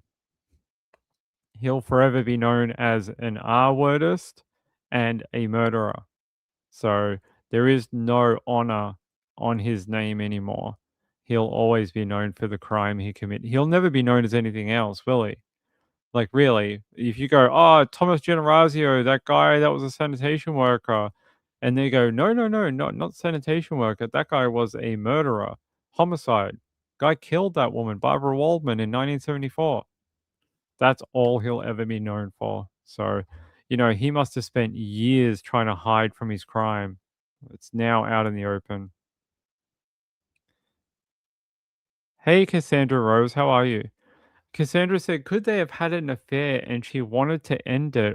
No, they said that there was no known contact between either of them, that they didn't know each other. So I don't think it was an affair. I don't think they knew each other. But good comment. Hey, good to see you. Hey, I like your name, Cassandra. It's a nice name. Shad said he'll be lost in time. Like we all are, Frogman. Like we all are. You too.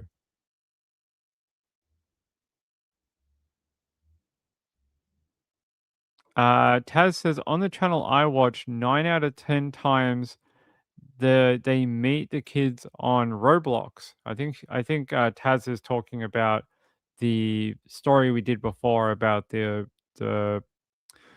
kids being groomed online. So they're saying it's on Roblox. You are welcome. You are welcome. Hold on a second.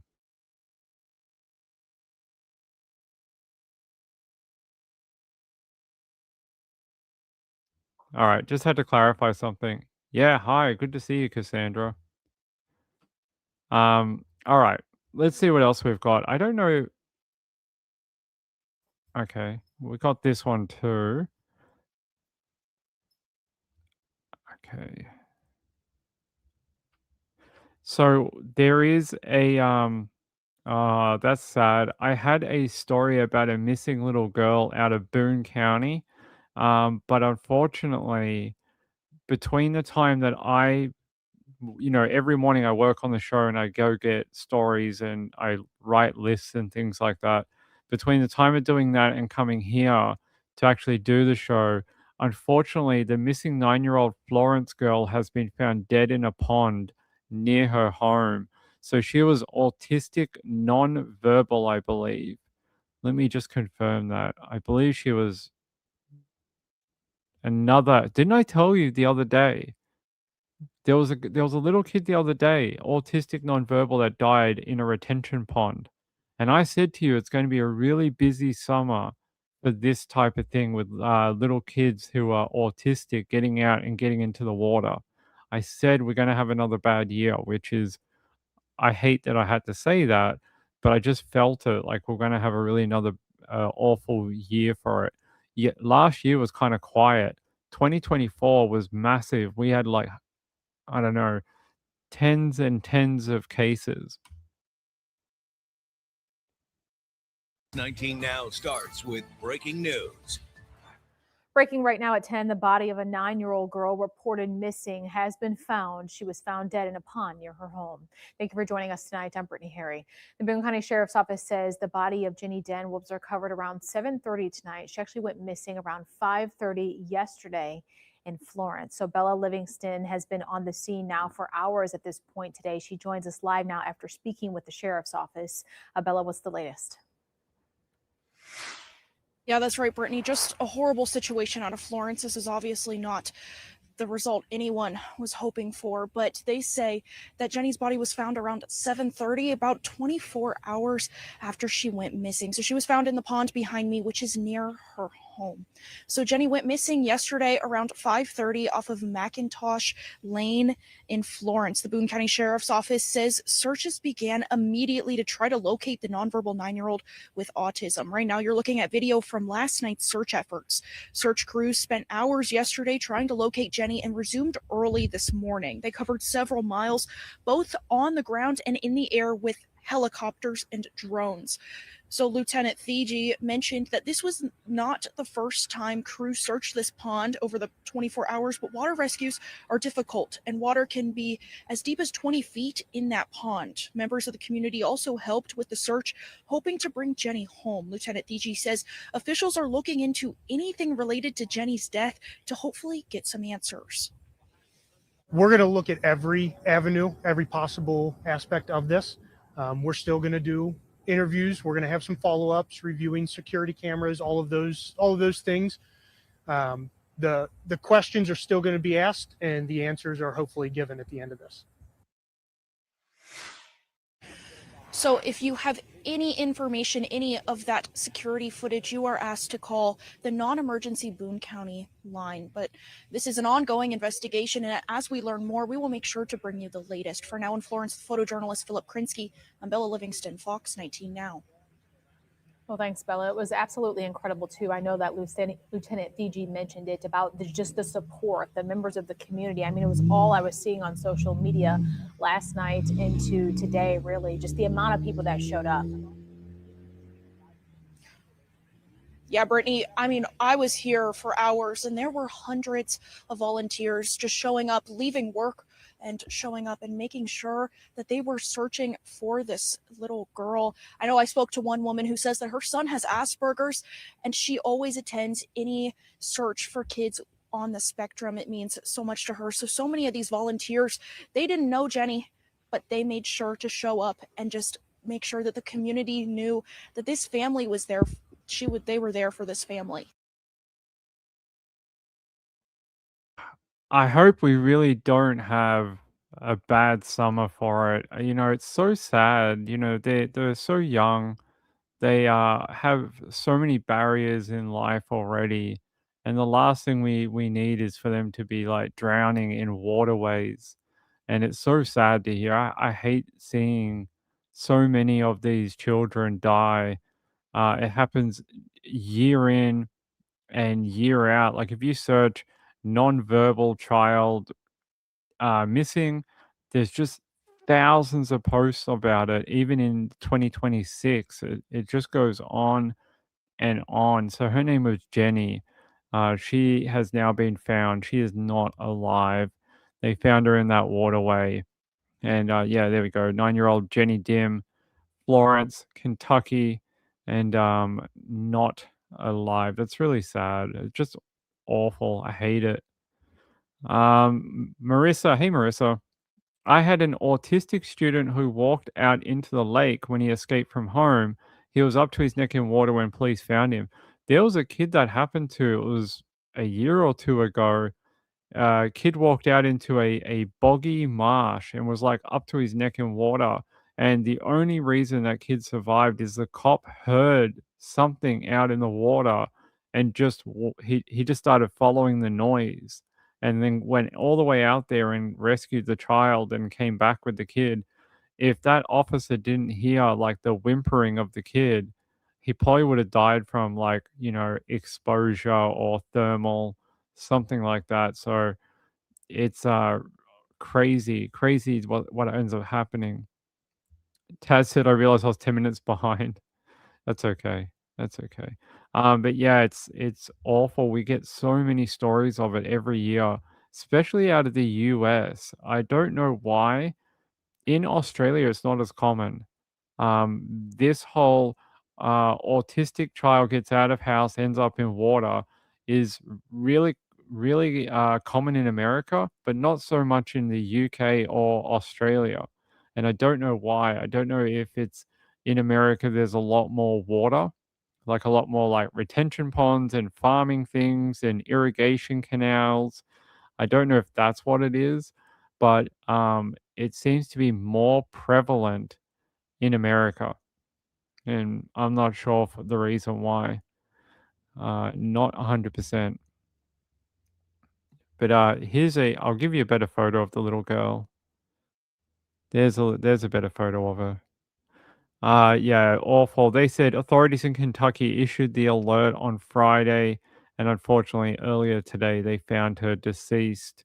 And they're saying, it's possible that even if people were calling for her, she may not have responded because she is nonverbal.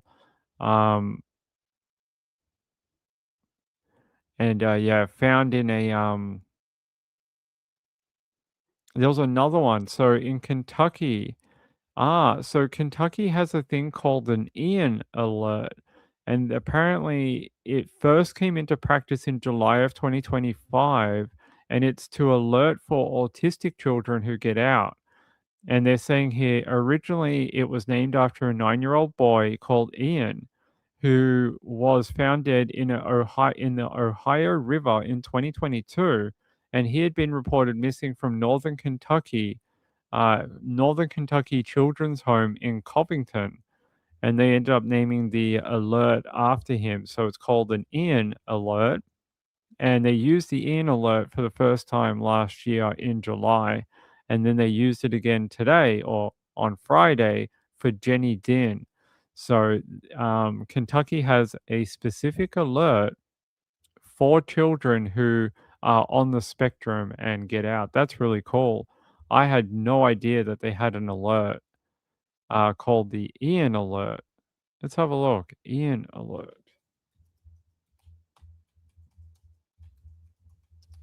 Yeah, did you guys know about this type of alert? It's a new one.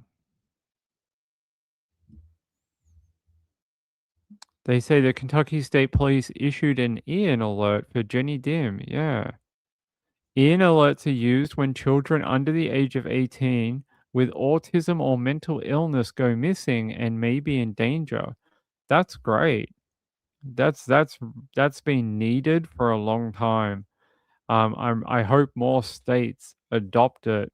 Other states have things like clear alerts or other ones that they put these children under, but to have a specific alert for autistic children would be a great thing.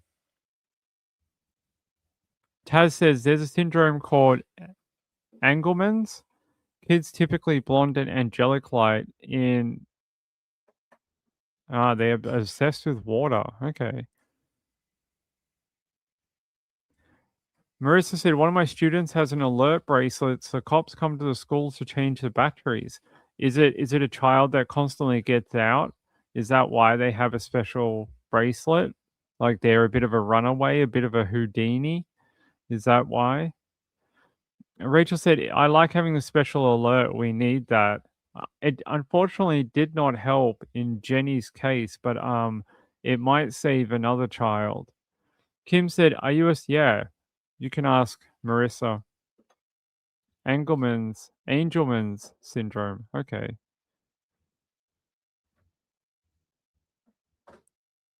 Autistic escape artist. Okay, so that's why they have a special bracelet. it's a good idea. It's nice that some authorities have tools to help sort of keep track of them. But I love the Ian alert. Hopefully, we see more states adopt it. Let's hope they do. Let's see. All right, we might have another one, but we would have to go to Wyoming. Let's see if we can do that.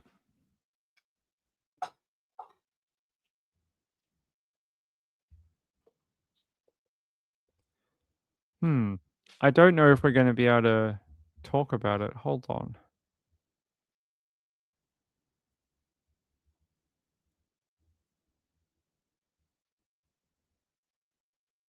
No.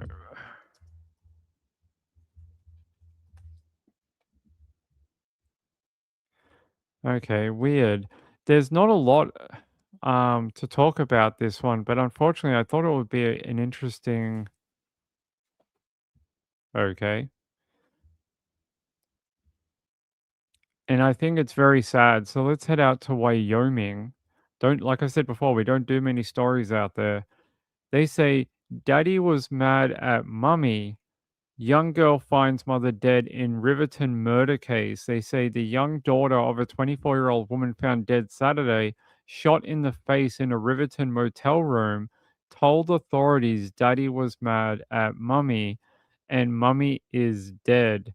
There's the motel room there, the old Wyoming motel, and that's where she was found. So the guy they got for it is Sterling Lewis Black Jr., 25, turned himself into police Saturday afternoon and now faces one count of second-degree murder. They say an affidavit and charging information filed Monday in Riverton Circuit Court. They said that PD responded about 7 a.m. last Saturday to the old Wyoming motel, and they said they received a call from someone saying a little girl found her mother and was not sure if she was conscious but could see lots of blood. Entering the motel room, they found a woman, 24-year-old Angelina Rose Bell, lying on her right side in the bathroom floor with blood pooling under her head. They saw no signs of life. They did find a spent bullet casing in the toilet bowl that was later found to be a 9mm casing. Motel staff told him Sterling Black had left the motel about 5:15 a.m. Saturday, which later they said that the motel staff later showed investigators video to confirm that he left at that time. And that when they spoke with the little girl, she told the officers, Mama's in the bathroom. The little girl appeared to be only able to tell the officer that her mother was in the bathroom. Authorities took the little girl to the police department, where Tribal Department of Family Services personnel also met her. She was later sent home with family. But the affidavit says the little girl reportedly told the victim witness coordinator things like, Daddy went for a walk, Mummy has blood on her, Daddy was mad at Mummy, and Mummy's dead. I mean, to do that to your child and then leave the child in the bathroom with the mum's body, and to put that on the little girl where she has to now verbalize that to someone is one of the most heartbreaking things I think I've ever read. They're saying here, first responders later found the woman, later identified as Belle, inside the room and inside the bathroom, secured the scene while detectives began a homicide investigation. Authorities said they immediately suspected foul play in Belle's death, noting that 9mm casing was found. However, additional details about what investigators believe happened inside the motel room emerged in court documents. And that's the details we read you about what the little girl said. Yeah, she said, Daddy went for a walk. Mummy has blood on her. Daddy was mad at Mummy. Mummy's dead. The gun they believe was a plastic handgun, a SAR 9mm semi-automatic pistol, and they said the firearm was not initially located, and they said they also found 2 empty magazine cases. Bell's body was examined at the scene by the Fremont County coroner. She appeared to have a bullet entry wound near the bridge of her nose next to her right eye. The affidavit reportedly said investigators also observed stippling, a pattern caused by gunpowder particles striking the skin across her face, including her nose, forehead, eyes, and right cheek. The presence of stippling and the absence of gas burns suggested the weapon was fired from several inches to 2 feet away. Investigators later recovered a fired bullet on the bathroom floor in front of the vanity, and authorities noted there was no exit wound on her body. So, if you are charged with second-degree murder in Wyoming, it carries a possible sentence of 20 years to life in prison, and Sterling will have to go to trial over the death of Angelina Rose Bell. And I'm going to put her photo up on the screen. That is her photo right there. I can't imagine having to have a young child, you know, imagine having, doing that to your daughter, making her live through that, then have to verbalize that to authorities, and you're going to just run away.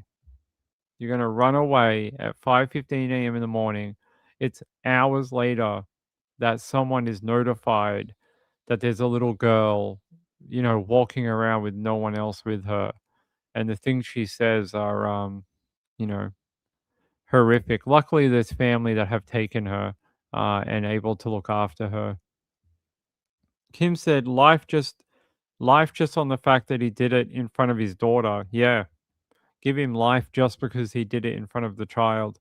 Gaylor said child endangerment, he should also get that charge also. Definitely. Maybe they will up the charges as they go through it.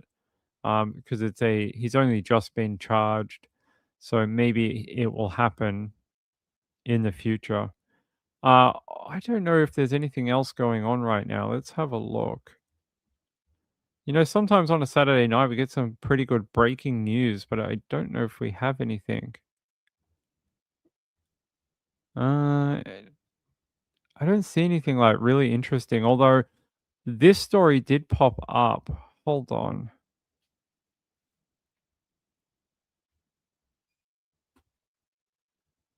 No, that's not that one, is it? No. There's another story that I wanted to show you. I just don't know.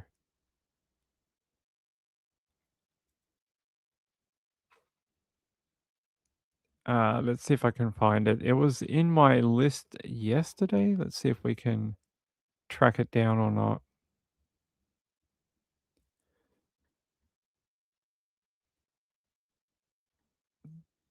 I don't know if we can. Maybe it's not here anymore.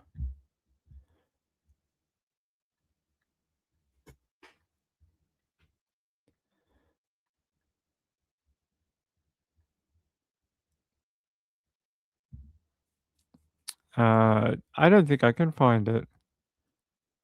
Oh, yes. Here we go. Yes, I found it. All right. Let's take you out to Virginia, near Washington, D.C. Let me just load this video.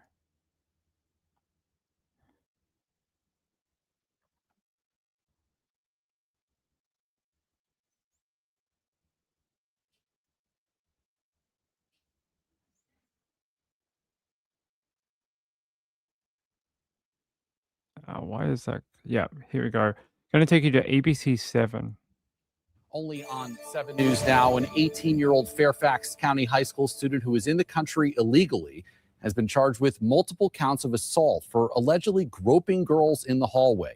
Our Nick Minock was the first to report this story and spoke exclusively with the girls' parents. We do want to warn you here, some of these details may not be appropriate for younger viewers.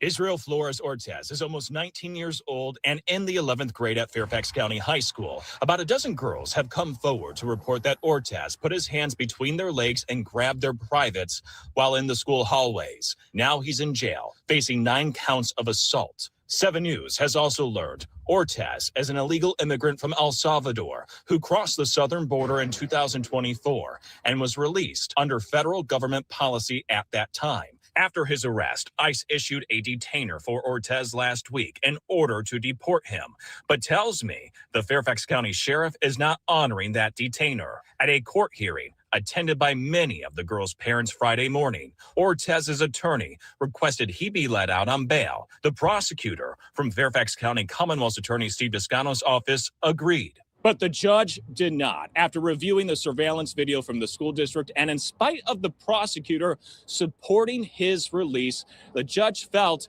that the bail request did not properly address the public safety. The parents were relieved because they say they'd been told Ortez would be allowed back in school if he were released. But that's just one of the issues that has these moms mad at the school district. They have attempted to sweep it under the rug. They sent out a letter last night saying again After that we demanded it, multiple parents demanded that there be a letter before we got it.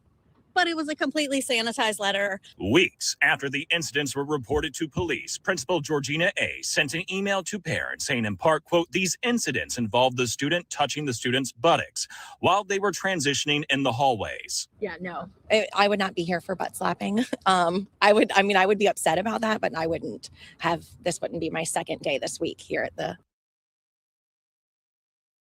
Interesting that the school tried to minimize it. The girl said, he was touching their, lady parts on the front side, not their butts. Like the mom said, like if he was like guy was going around slapping their butts or something, she'd be pretty pissed off, but wouldn't be like this mad. It's still SA, but this sounds a lot more serious. He was actually groping their, lady gardens, and that that's a crime in any other part of the world. You do that to any woman, except I had a joke. I'm not gonna say it because we have a lot of people in here that love Trump. Anyway, yeah, in any other part of the world, it would be a crime. And if you walked around and grabbed a woman's, lady garden at the, in the street, you would be locked up quick smart. They would get you and you would be charged with some sort of SA or R word. So the fact that this school is like, if he gets out of custody, we're just going to let him back. I just think that sets a horrible precedent to the other students. And it basically tells those girls that, you know what? In the future, if anyone touches you in that way, if anyone sexually assaults you, or worse, you should just shut up. You should shut up, because no one's going to do shit for you. No one's going to believe you. No one's going to have your back, and no one's going to care. So that is the message that school is telling those girls. So that is not okay. That, we've spent the last 20 freaking more years or whatever, maybe even longer, trying to educate young women and men that you need to come forward when this happens and you need to speak up. That's not what's happening here. You're actually deliberately trying to tamper it down just so you can get on with your school. Sometimes things are bigger than the school, and this might be as well. So that guy, I don't care how old he is, needs to stay in that jail. We just read a story last night. Guy got brought over. He's from El Salvador, has a extensive criminal history in El Salvador, is wanted in El Salvador as well, murdered a family in America after being released from detainer. He should have been shipped back to El Salvador, but the government let him out, and then he went and murdered 3 people. This kid is already committing crimes, and they want to let him out for a 3rd time. I think, like, you get one chance, you break the laws, and you're a guest in the country, then you can get out. Like, it's obvious that you think the laws and the local whatever is a joke and you don't want to fit in, and then you can just get out as far as I'm concerned.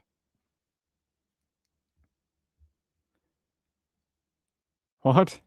Trisha said the other day petting his dolphin about a guy touching himself. Petting his dolphin. Kathy Lynch said YouTube didn't like my opinion as to what the girl should have done in response. Yeah, I agree. I think it's ridiculous that the school is sanitizing the entire thing. It's ridiculous. They the good work on the mums standing up for their daughters, and I'm happy the judge. What's with the people being like, yeah, we should let him out. Yeah, let's get him out of custody. Who are these people? If that was your daughter, would you want that? Who are these people advocating for his release out of custody? How do we get them to F off and get out of the friggin' position they're in? They are what's wrong with the world. They're the people who make excuses for everyone. Like, who are these stupid people that are like, let's make sure I got the solution. You want him to be released from custody?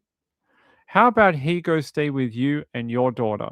And you let us know if he starts grabbing your daughter's vagina. You let us know. And then you see how happy you are with it when it happens to your daughter. Okay? I like stupid people making excuses for people. I think we need more accountability and less excuses. More accountability. Who are these dumb people? At the courthouse for that. It was a clear violation that he put his hand in between my daughter's legs, and the butt was actually the last thing that he touched.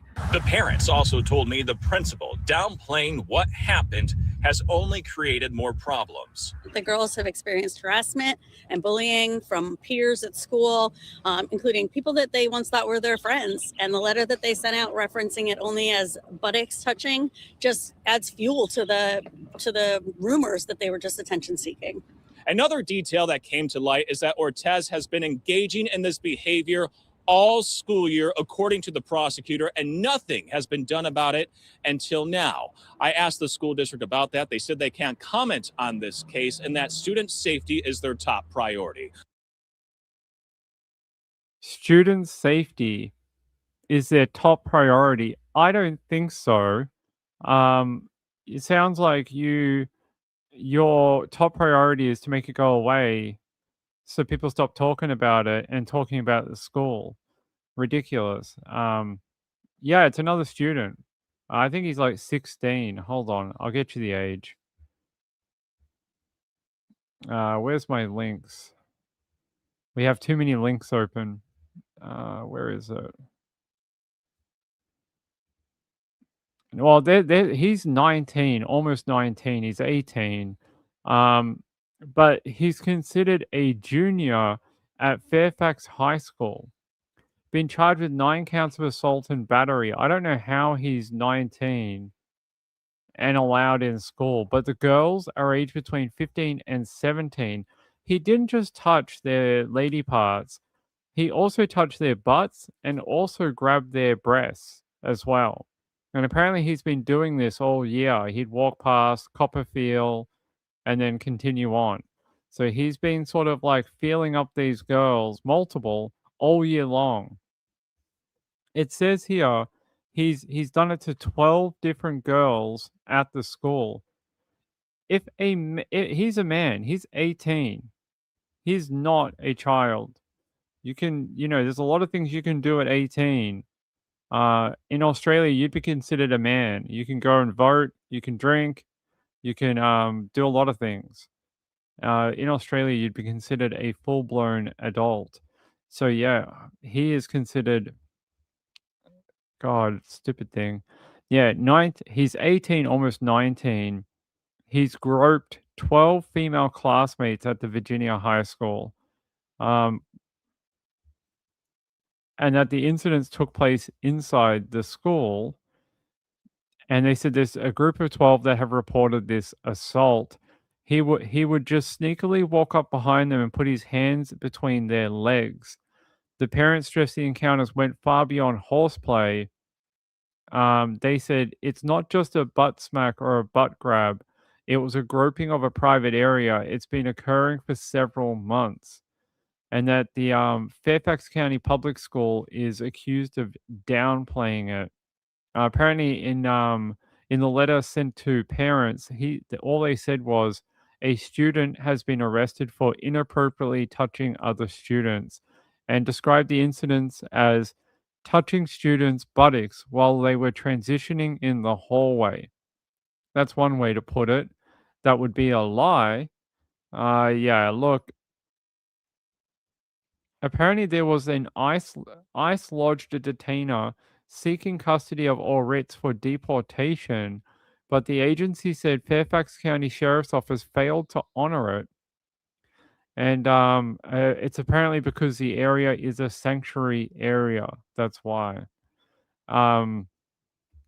He's only been charged with misdemeanor assault and battery and not SA. Who filed these charges? If you have 12 girls who will all come forward and verify what happened to them, I don't know, but I'd like to know under what world is grabbing a girl in that way considered not SA. Everything I've ever read and been told and looked at has said that if you do that to a female or a male, it's SA. It's sexual assault. So why is he only being charged with, common assault and battery? It's everyone's just trying to sweep it under the rug. I'd say let ICE have him and let him go back to whatever country he's from. Obviously doesn't want to fit in, thinks that the girls in the local area are worth offending against. So, are they the type of people we want in our country? And I'm not being racist, but if you're already at 18 doing this type of thing, already sexually assaulting girls, I'm not sure I want you anywhere near my county or wherever. When you come to another country, you're a guest in that country until told otherwise. And until you get your papers, until you settle in, until you're a citizen, you're a guest and you should behave accordingly. And, the fact that you're already doing this type of thing, I just think send him back. Obviously, doesn't want the opportunity, doesn't want to, make a great life. I want people to come to the countries who want to be involved, be good citizens, have the same values, work to achieve, that type of thing. And I'd take heaps of them. If they want to come here and do that, live by those values that the rest of the country has, the rest of the area, fantastic. I'll take 500,000 of them.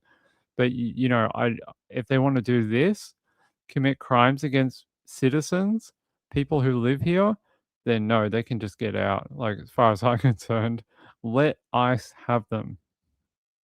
If these charges go through and he's convicted, I would remove that detainer hold. I mean, I would not remove the detainer hold. I would actually honor it and get the local PD to honor it. Like, it's bullshit that they won't honor it. It's this is how we get people end up being shot and killed and buried, and then they're like, oh, this guy was supposed to be deported like 3 years ago. And they're like, oh, how come no one did it? Oh, I don't know, paperwork, and it's, planes are hard to find, and I don't know, we don't have very many officers, but you had him in custody. Oh, I don't know, someone let the door open, like he got out like a cat. Like, it's just always excuses. And that's how we end up with some of these awful crimes, like Rachel Morin. Rachel Morin was a very similar crime. Someone who shouldn't have been here ended up coming in, committed that awful crime, offended against a young girl in California, Like I could rattle off 50,000 of them. So if this guy's already doing this at 18, I think there should be more here to be done. Vanessa said, "This is awful. Why wasn't he expelled from the school?" The school said he could come back on Monday if he gets out of jail. Ridiculous. Yeah, he's a predator. He's a predator. Just because he's in a school doesn't change the fact of the action. And he's over age. Why is he 19 in a school? Who's allowed to be in a high school at 19? I've never heard of anyone being 19 at a high school. Have you? Why can you be 19 at a public high school? Can you be 19 at high?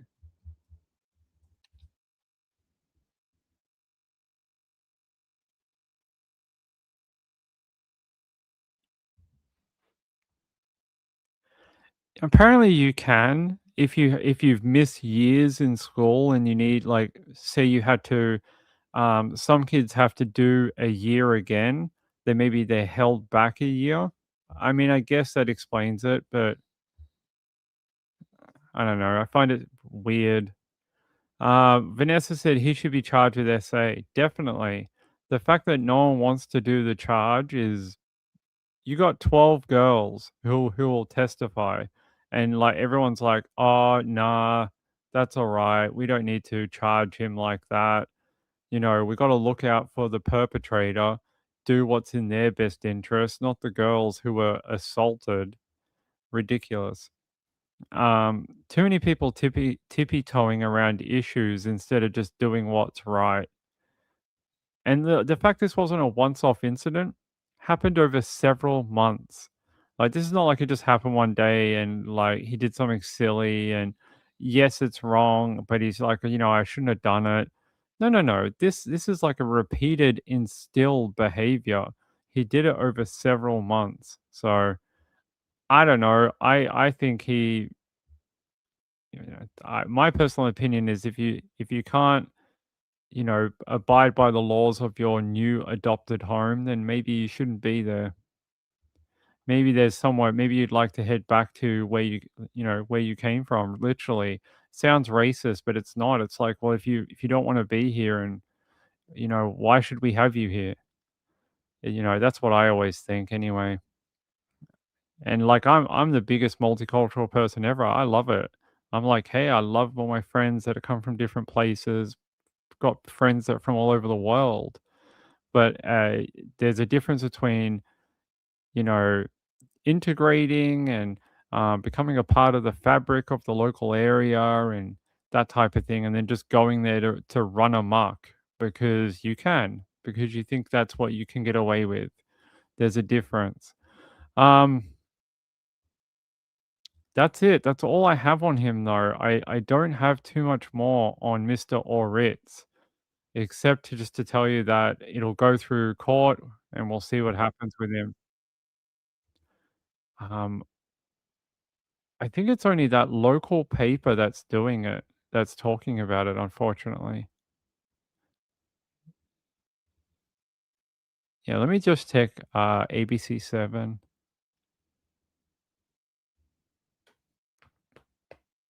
Yeah, they're the only one that I can find a video on it for you. So if we hear anything more on him, I will let you know. Marissa said special needs students can go to school till 21. I don't think he's special needs.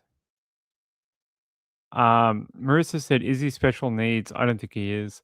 Or jail at this point. Definitely needs some jail.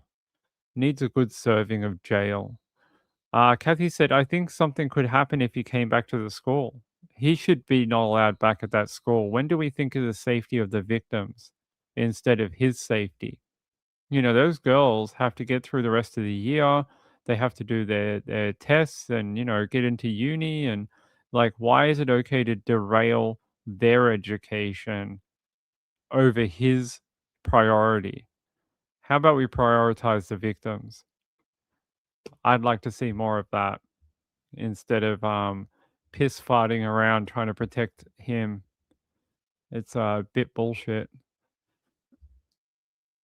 All right. Yeah, so apparently he was arrested, according to this article. He entered the country illegally in 2024 from El Salvador, and following his arrest, Oritz was not deported and was instead released by the Biden administration. Now, despite the allegations against him, the Fairfax County Sheriff's Department has rejected requests by ICE for a detainer to place him into ICE custody. There you go. And they're saying that ICE is calling on Fairfax County to honor our detainer to ensure this violent criminal is removed from our country so he can never claim another victim again. I agree. Commit this type of crime, it should be an auto evac. Like as soon as you are convicted of the crime, that's it. You used up your chance, and that is it. You're out. According to ICE, an immigration detainer asked law enforcement to notify the agency before releasing any undocumented immigrant and hold them for additional 48 hours so DHS can assume custody. There you go. There you go. So yeah, he is not getting anything like that.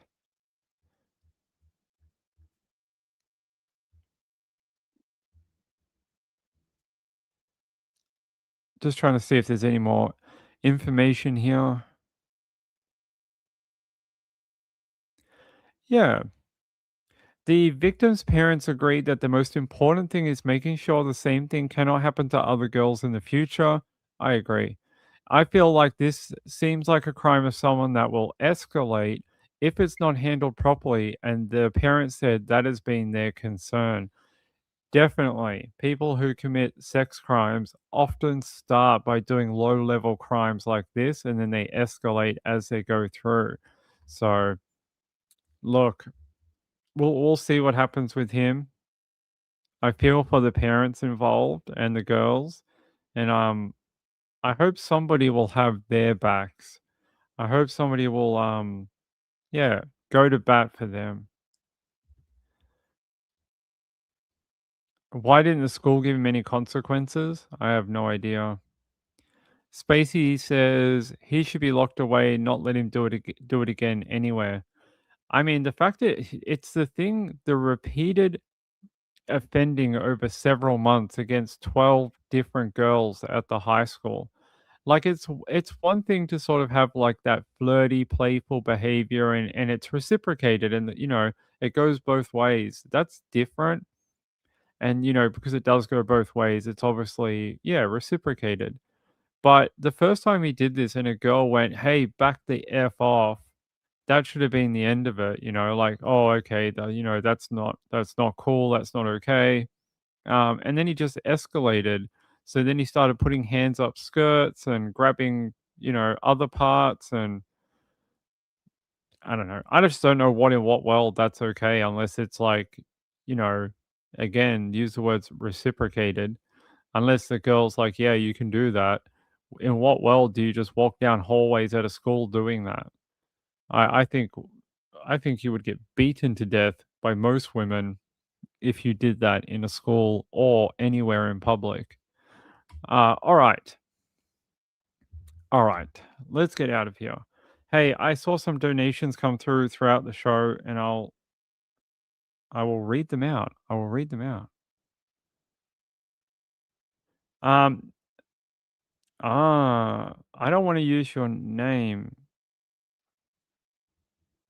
I'm gonna try to see if I can find who this person is in the chat. Actually, this might be an easy way of doing it. Is the person here who sent in a donation a little while ago? Put up your hand so I don't have to read out your name because it doesn't have your name listed. It doesn't have your YouTube name listed, so I don't know what it is. And I don't want to read out. Oh, I know who. Wait. Is that person here tonight? We did have someone. We do have someone with that name, but I don't know if they're here at the moment. Ah, yay, that's who I was looking for. I thought it was you. I was like, is she here? Was she here tonight? Hey, my friend. Thanks, Chelsea. I appreciate it. That is very, very kind. And my friend, I don't know if that one came in today, did it? Yeah, it did. And my friend Deborah. Deborah, thank you guys so much. You are all very generous, very kind. Have a good night, Chelsea. Thank you so much. Oh, Chelsea, by the way, let me know, but you actually sent in 2. I don't know whether you meant it. If you did not mean it, let me know and I will refund, well, both of them or one of them or whatever you'd like me to do. But you actually sent in 2. So that happens sometimes. Sometimes people refresh the page and it sends again. But I'm more than happy to refund it for you. More than happy.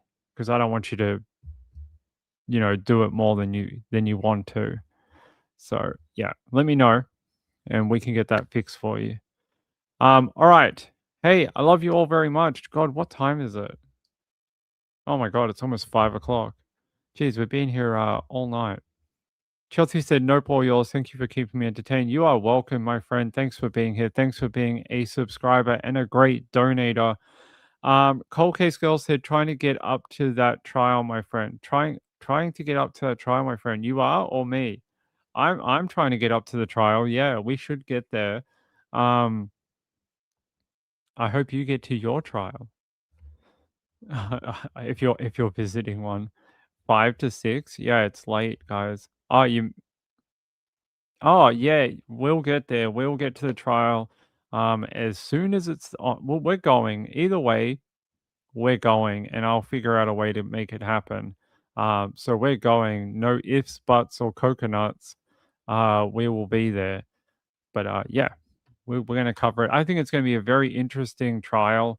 I think there's a lot of subjects within it that maybe you guys have never seen before, especially in a trial. And I think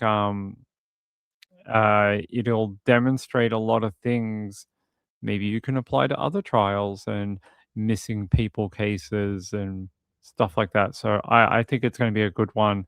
I can't wait to actually get to trial where I can start talking about some of the things I already know.